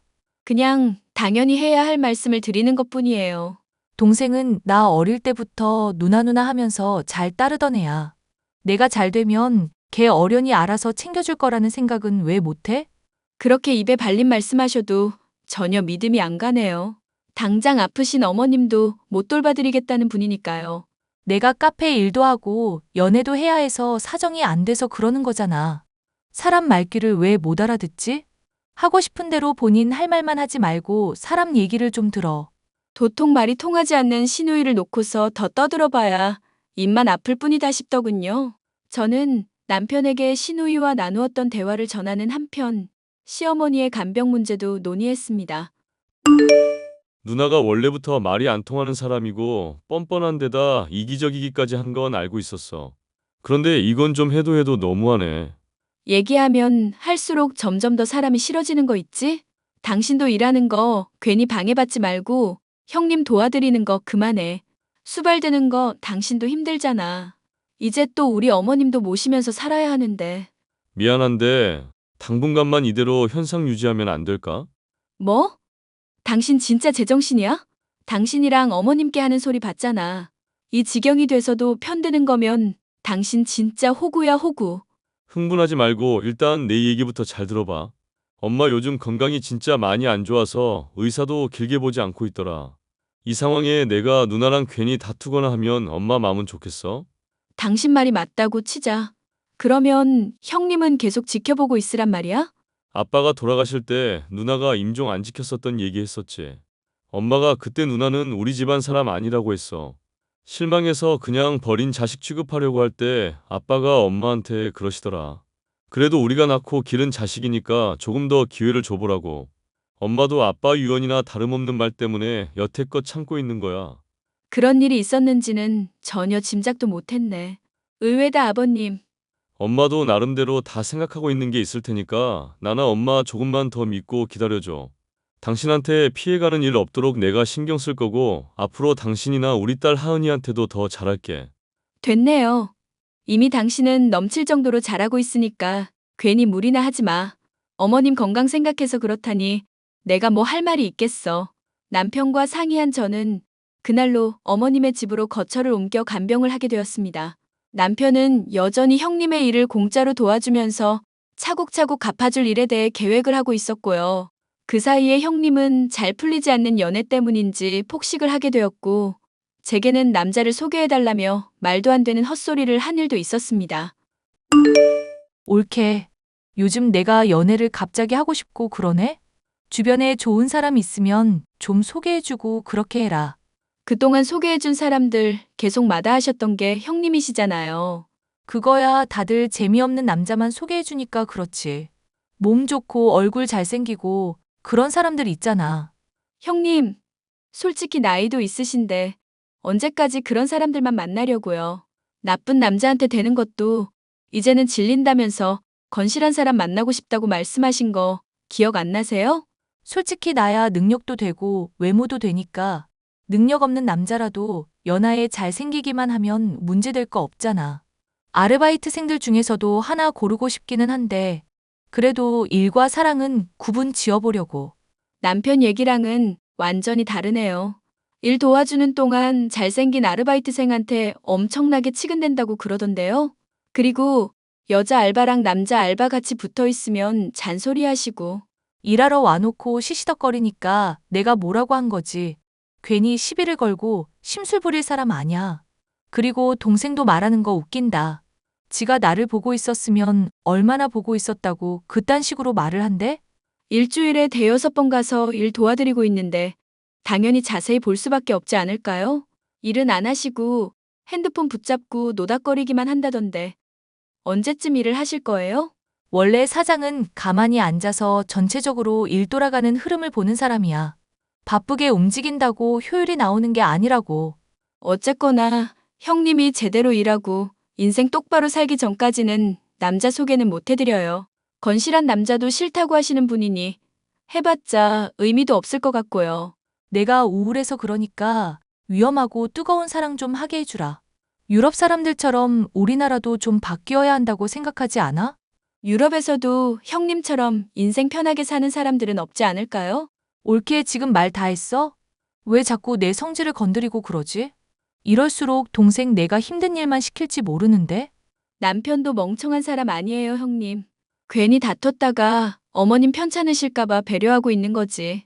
그런 식으로 정에 휘둘리니까 사람이 늘 손해만 보고 사는 거야. 나처럼 뜨거울 때는 뜨겁고 차가울 때는 차가우면서 살아야지. 됐고, 괜히 남의 인생 사는 방식에 이래라 저래라 훈계하지 마. 나도 내일 모레면 40인데 어린 올케한테 충고 듣고 싶지 않으니까. 어머님이나 남편이나 이렇게 긴 세월 동안 기다려주고 있잖아요. 이제라도 정신 차리고 바르게 살 마음은 없으세요?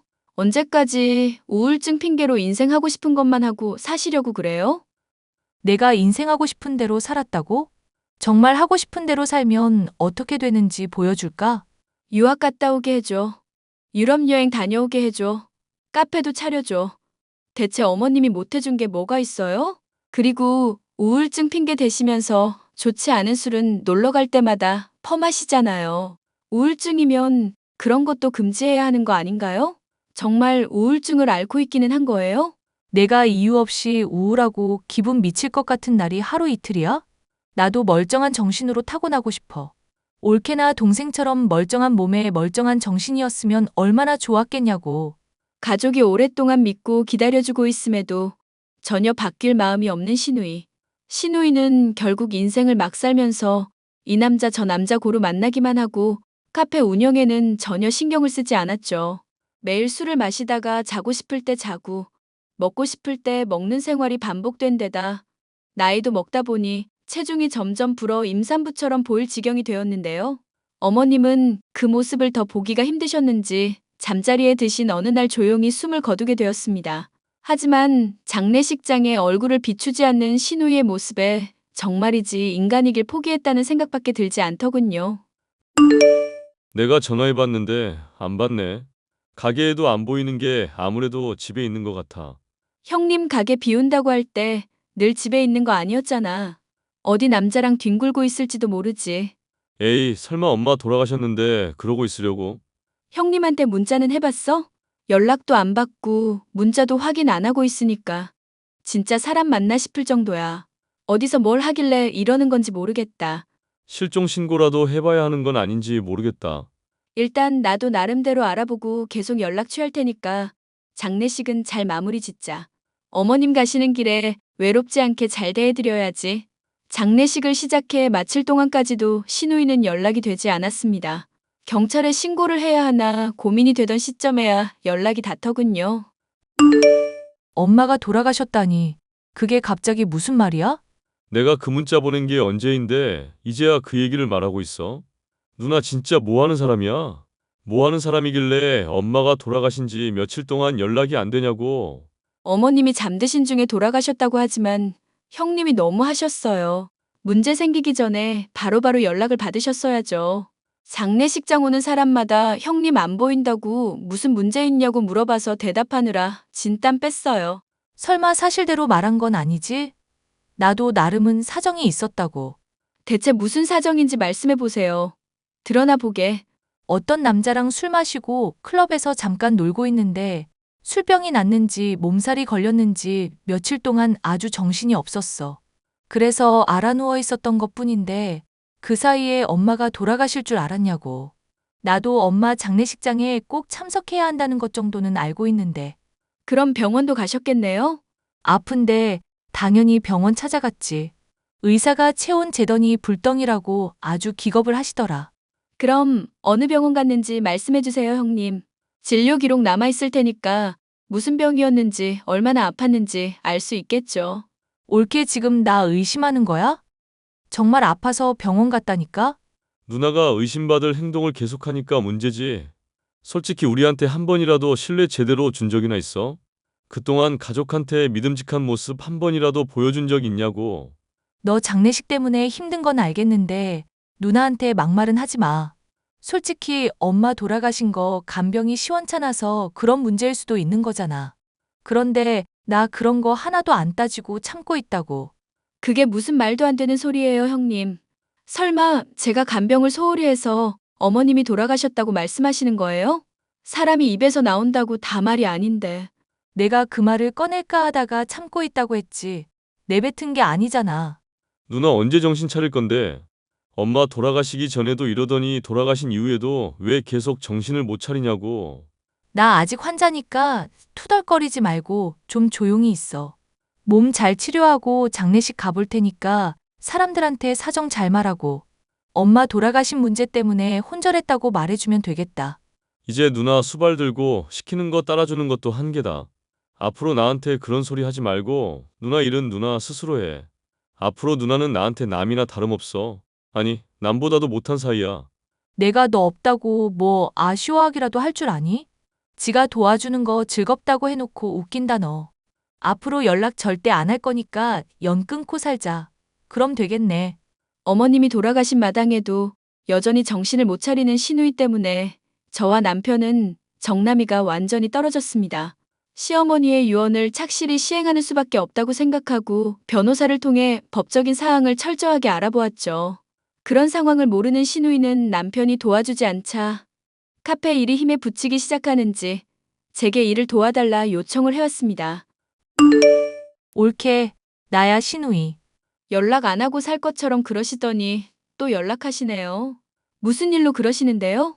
내 동생이 여태껏 나 수발든 거 옳게도 잘 알고 있지? 솔직히 동생이 도와줘봤자 남자라 그런지 영 섬세함도 떨어져서 불편하기만 했거든. 그래서 앞으론 옳게가 내 수발 들어주면 될 것 같은데. 농담이 심하시네요. 제가 형님을 왜 도와야 하는지도 모르겠고요. 옳게, 인생은 누가 얼마나 가졌는지에 따라 결정되는 거 알지? 등급을 굳이 나누자면 옳게는 하녀고 나는 공주라 이거야. 그러니까 떨어지는 콩고물 조금이라도 받고 싶으면 말을 잘 따라야지. 이제 엄마 돌아가셨으니까 재산도 나누게 될 건데 보나마나 엄마가 나한테 더 많이 주셨을 거 아냐. 야, 이 미친 여자야. 네가 공주라고? 100kg 넘는 공주가 어디 있니? 뭐? 지금 너 말 다 했어? 내가 요즘 살 때문에 스트레스 받는 거 알면서도 그딴 막말을 해?